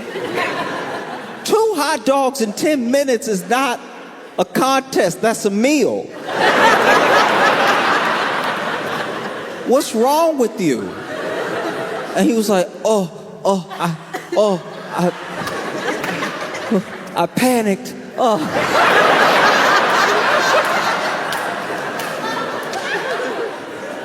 What are you panicking about? He's like, I saw everybody else do it, and they were so fast. I was like, how are they not choking? And then I remembered I might choke. So then I started chewing extra.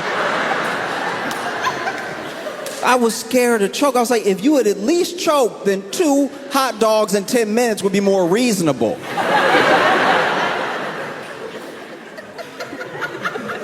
You got people over here fighting to get hot dogs now. He over here chewing responsibly.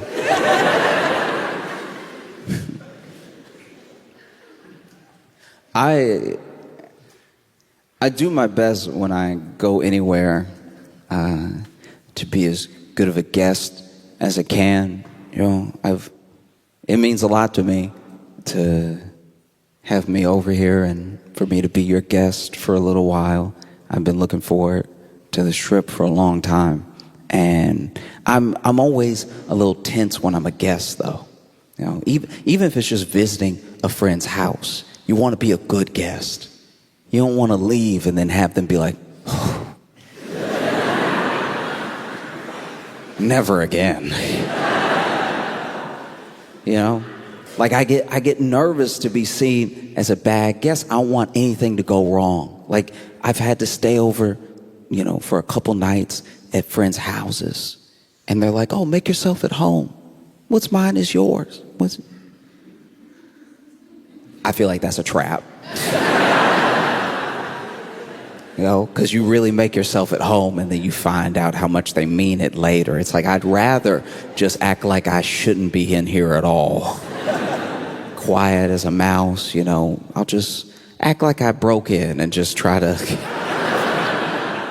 affect as little as possible in the home. And they'll be like, what? He's such a good guest. We didn't even know he was here.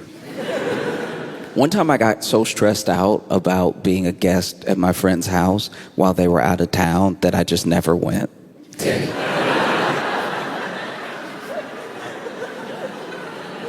And they were like, Josh, our apartment looks amazing. Did you do all this cleaning before you left? I was like, yep, you know it. Wanted to leave it better than I found it, you know. Because even being the guest at a party, that's like a short-term guest. When you're just there for the party, you're just there, you know, a few hours, maybe half the day if it goes long. And I'm terrified to be a bad guest there. I just don't want to be remembered in a bad light. And there was this one time where I went to a friend's party, and I'm not great at parties to begin with. You know, I'm very much in the corner, or if I know one person at the party, that will be the person that I'm talking to the entire party. Like it will be a burden on them. Sometimes I see a friend that I know at a party and no one else, and I'm like, ooh, you about to have a bad time at this party. I hate that for you. I'm very sorry. But it's either talk to you or talk to a stranger, and come on. And so, you know, I was at this party, and my friend who actually invited me to the party was late. We were supposed to meet up together, and I misunderstood the text message. I thought they were already in there. So I knock on the door, I meet the host, I tell him, you know, oh, I'm friends with, and then he lets me in, which is a huge mistake. because now I'm just sort of standing awkwardly while other people have a great time. And so I was like, you know what? You know what I'm gonna do? This is the fail safe. Every time you need a break from social interaction, or you just need to get your bearings together because you're in a public place and you're sort of freaking out, you go to the bathroom. The bathroom is the safe haven, right? And so I walk to the bathroom, I close the door behind me, and it's a little dim in the bathroom, but I use the bathroom, right? Other reason to go. And as I'm stepping away from the toilet, I hear this little crunch, like under my feet, and I look at it, and it's all of this glass under my feet, and it looks like the actual light bulb either popped or broke or something, and then now I've stepped in it, and as I really start to look around the bathroom, I realized that it is an absolute disaster in there. It is horrifically bad. So the bathroom mirror is smashed. I didn't notice it at first when I walked in, and the glass is in the sink, and there's a little bit of blood in the sink, right?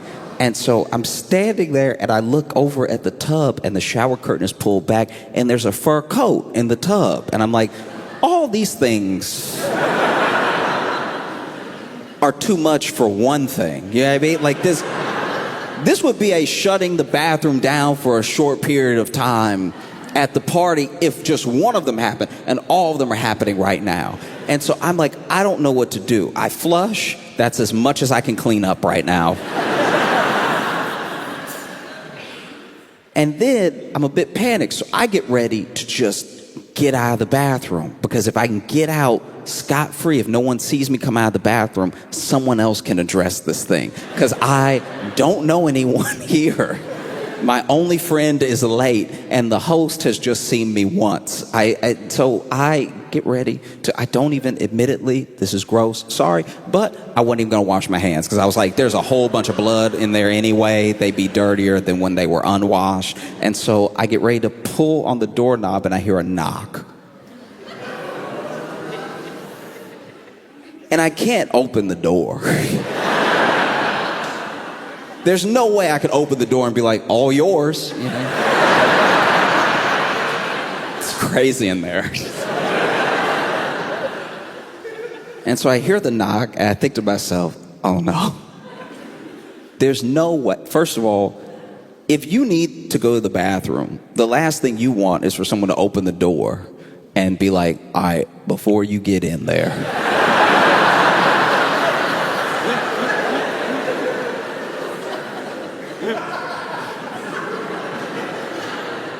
I just want you to know none of this is my fault, okay?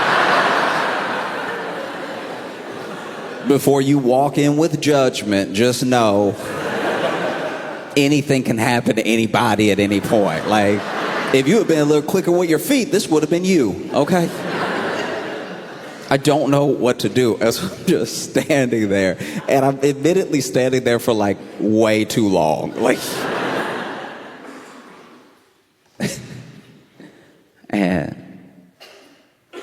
and I hear a knock again. And I'm like, all right, I gotta do something. I gotta buy myself some time. And so I just say, 1 second. That's bought me 1 second.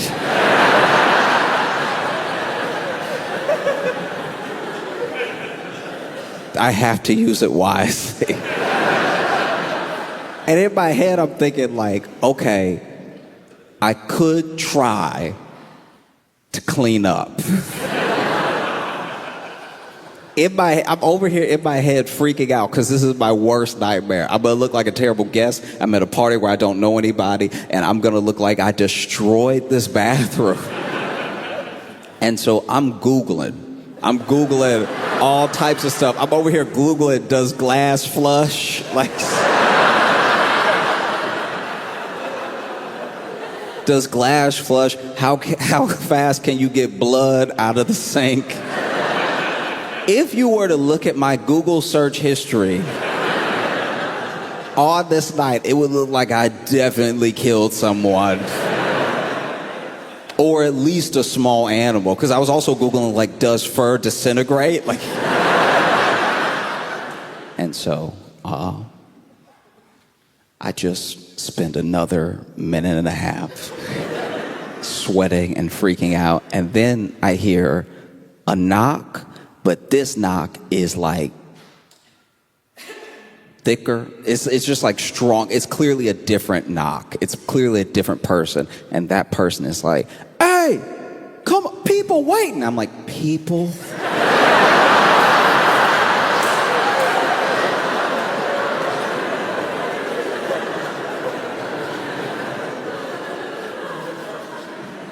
People are waiting. Okay, all right. People implies more than one person, which does imply, plural, and plural could just be two. It could just be the initial guy that knocked and is very patient, or maybe left, who knows. Maybe he had to use the bathroom so bad that he left the party completely. But this person is adamant, hey, I got to get in there, right? And he said, people are waiting. And so in my head, I'm like, okay, 2 people are waiting. And then he yells out, you got a line out here. What's happening in there? And I looked down at my phone, and I had been in the bathroom for like 15 minutes. Like I had let this go way too far. And so I froze. I didn't know what to do at all. It's like your absolute worst nightmare as a person that's like gets weird in like social interactions. To actually have this weird thing happen to you is like, I think maybe this is hell. I think maybe I've died. And so I'm pacing back and forth in the bathroom, which is only breaking more light bulb glass. And I finally look out of the little window, and I'm like, I'm gonna have to.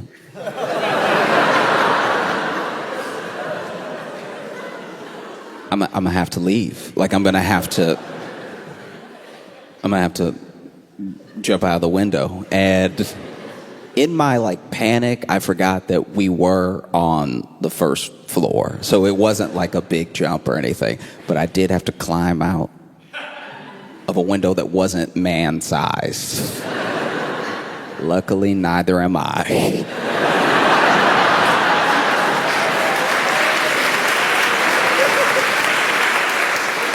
I was squeezing my hips at like an angle, like I put my hips like diagonal to the edges of the window to get as much space as possible, and I wiggled out. I fell out of the window, and I tried as much as I could to like pull the window back up from outside so that people wouldn't be like, oh, whoever it was went out the window. And then I was like, what do I do though? What if someone saw me go in, remembers me perfectly even though they don't know me, and could point me out, because I wear the same thing every day.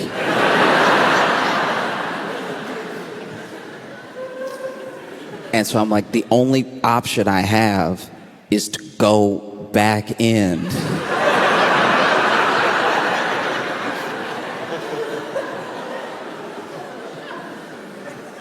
Is to go back in and join the line for the bathroom.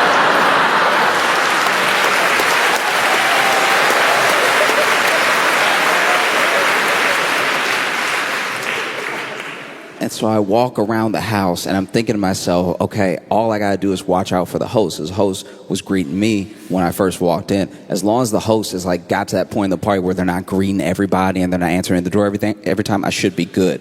And so I wait. Some other people were arriving, and they knock on the door. Someone else opens the door. I'm like, this is my chance. I sneak in behind those 2 other people, and I immediately walk to the line for the bathroom.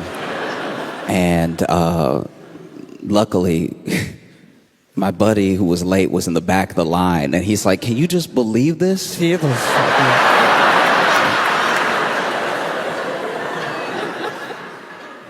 I do my best to be like a good house guest, and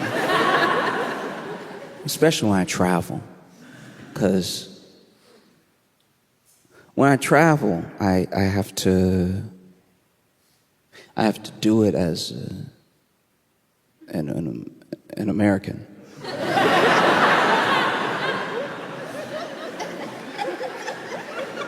I have to travel as an American now. You know? And it's like... I'm traveling more than I ever have in my life, experiencing new places for the first time. But one thing that I will say is, okay, there used to be a time where you would travel when you were from the U.S. You would go to other places and you would say that you were from the U.S. and people, there was a shine to it. There genuinely was like this like magnificent shine around you and your passport. People had questions for you. You know, you would say you were from the U.S. and they'd be like, oh, blue jeans.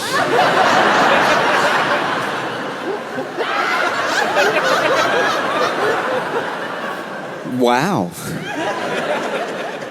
And then over time, the shine started to wear off a little bit, you know, like the way that we were perceived on the world stage started to change, and you would tell people that you were from the U.S. and they'd be like, oh yes,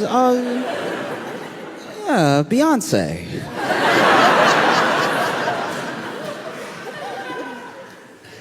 And now,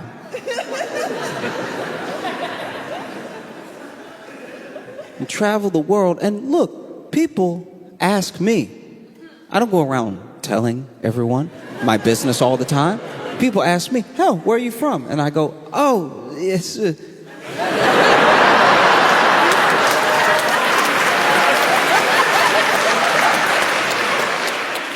you know, it's American. And they're like, what? What? I didn't hear that. Oh, you know, it's United States.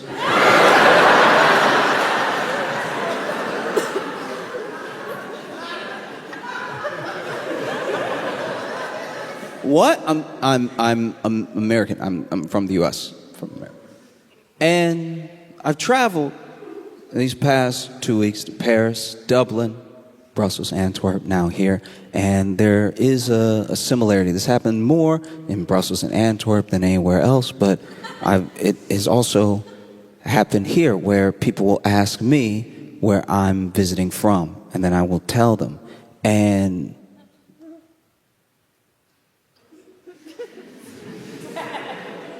there's a look and a noise you make that's genuinely offensive. Like it is.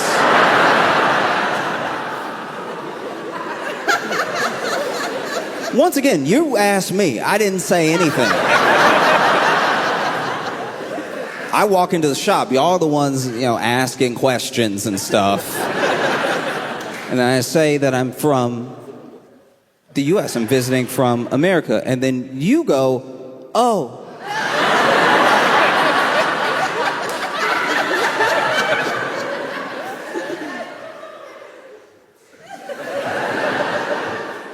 You get the face or you get the noise. You don't get both. Oh. I grew up in Louisiana, all right? And when I was, sure. And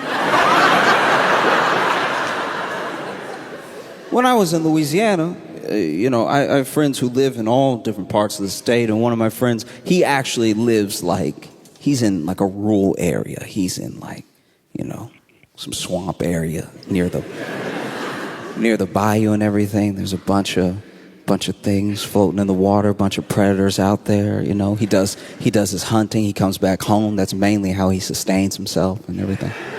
And there was one time he was having a barbecue. A bunch of friends came over, and one of his buddies, his buddy Spence, came over and was having a cigarette off by himself. He walked off away from the barbecue to have his cigarette, and then sometime later, he comes back over, and in the back door, the way that a lot of the houses are built in Louisiana is you have your door and you have your screen door, and the screen door can keep out the bugs while also letting air flow into the home and everything. And so he pops his head near the screen door, and his head only. And Spence leans in and he says, "Hey, can you call an ambulance?" And our friend is like, "What? Why?" If anyone ever asks you to call an ambulance, just do it right away. Like, I'm sure that they have a good reason. I'm sure they're not just getting you to do it for fun because they want to hear the siren. I think that they probably need some help. And so he's like, if you could just call him, that'd be great. Can you please just call him? You know, and he's being very calm. And so our friend walks up and pokes his head out of the screen door, and he sees that Spence, though calm, is standing there, and there is a baby alligator around his foot.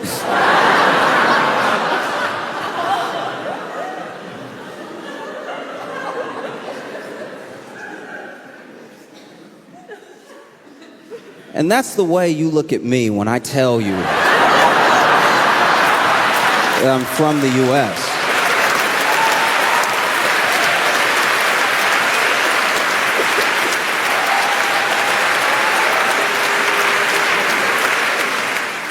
Now, coming here at a time where tourism in the U.S. is way down.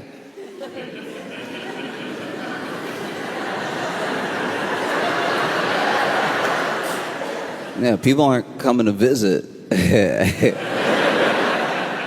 as often. It's like if people used to love to come visit all the time, and then something happened.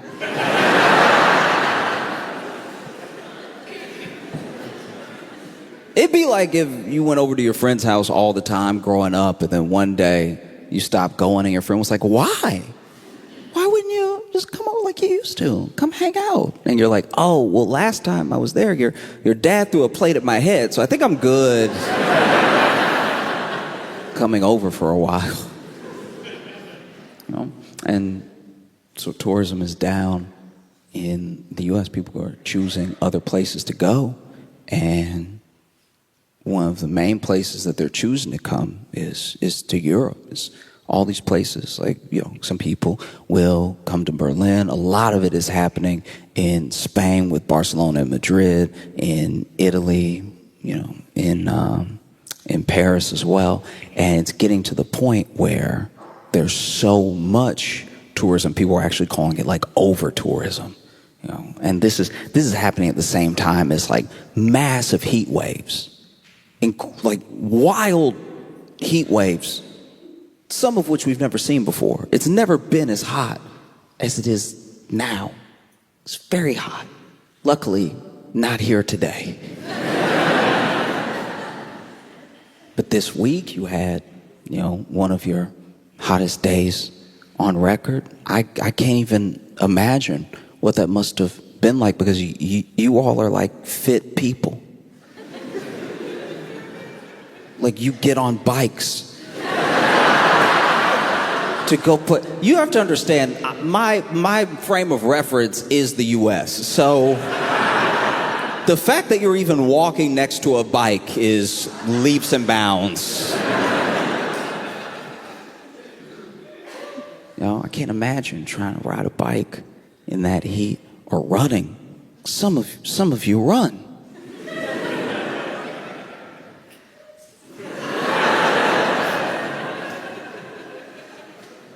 And so that's wild that this level of like over tourism is happening at the same time as this heat wave. And there are people in Paris, there are people in Spain and Italy that have had enough. They're losing it over this. They're protesting the tourists.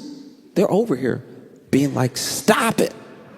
Stop coming here right now. Talk amongst yourselves and spread it out throughout the year or something. But this is too much." You have places like, I could be wrong about these numbers, but I think in Barcelona you have like 1.6 million people living there, but like 26 million people visit throughout the year. That's wild. I understand that if you live in Barcelona and you're trying to ride your bike, eventually you're like, get out of the way! No. And then if you live in Barcelona, you're tired of all these tours everywhere all the time, and you start freaking out. You might get a reputation for being a little bit rude to tourists, and then you'll be New York. Oh. But people are doing the best they can to protest. There's been all these different types. People get creative and stuff. There's one where they were shooting tourists with water guns throughout the day. You know, get out of here! Ah! You know, like when a dog tries to pee on the carpet. You know what I mean? You know? Although as far as protests go, you can tell that these are like good people doing the protesting, because that's what you came with, water guns. For water gun. I don't know, I'm coming from the US where it would have just been guns. Like this. You can tell these are people who have a deep moral core, because you used water guns to protest tourists during a heat wave. They probably didn't even understand what was happening. You know what I mean? They were probably over here like, oh, the Spanish are so hospitable. They saw how hot we were. And then some strangers we didn't even know were like, cooling us off. You know?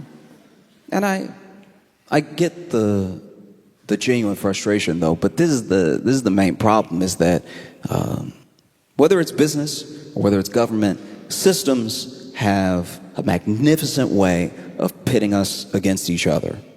Like, there are people that are local that are upset because obviously with all this tourism, Airbnbs are shooting up. Airbnbs raise the price of living in the area, so then people are getting priced out of their homes. They're getting priced out of the areas that they grew up in. They have to find somewhere else to live, all for people who don't live here, who are just coming to peak, and then they head home.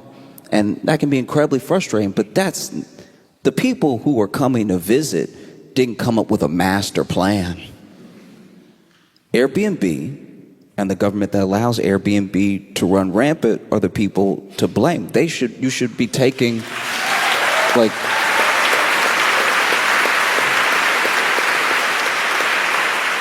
if you're going to take anger out on anybody, it should be the local government and the Airbnb that allows it to run rampant. You should be using the water guns on the computers at the... You know, because I think that that's the main way that systems get to stay intact. They see this. Airbnb sees it, and local government sees it, and they're like, well, we get to rake in money while the people that live here blame somebody else. Why would we ever change our practices?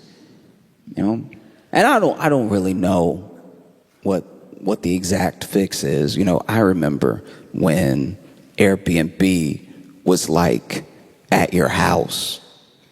There was a time early in Airbnb's history where you were just renting a room in someone's house, and so they lived there, and then they collected the money from you staying with them, like a little mini hotel. But that was like easier because then they lived here, so they cared about the home, they cared about the community, and you got to get a taste of like local life. And you could even ask them, hey, is there anywhere I should go to eat? And they would tell you, this is where we're going to eat tonight. And sometimes you would actually have a meal with your host. And I thought that was a really beautiful thing. And then like private equity and more money got involved, and so it ruined it. Because now an Airbnb is also like sometimes worse than a hotel, because they'll let the person who owns the Airbnb set the rules. So now you have someone setting these insane rules for the Airbnb. Like, you can't just check out. You can't just take your trash, put outside, and leave. There are all these rules. Like, you have to make sure to wash the cabinets, wash all the dishes and everything, wipe everything down, you know, give our dog a bath. Also, you don't get charged a cleaning fee that you end up getting charged anyway, because in the small print, it was like, pick up our kid from school.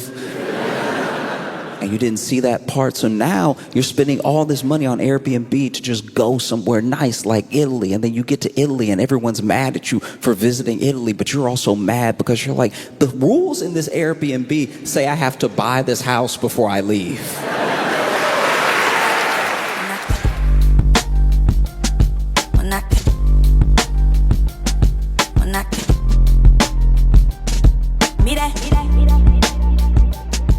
Mira.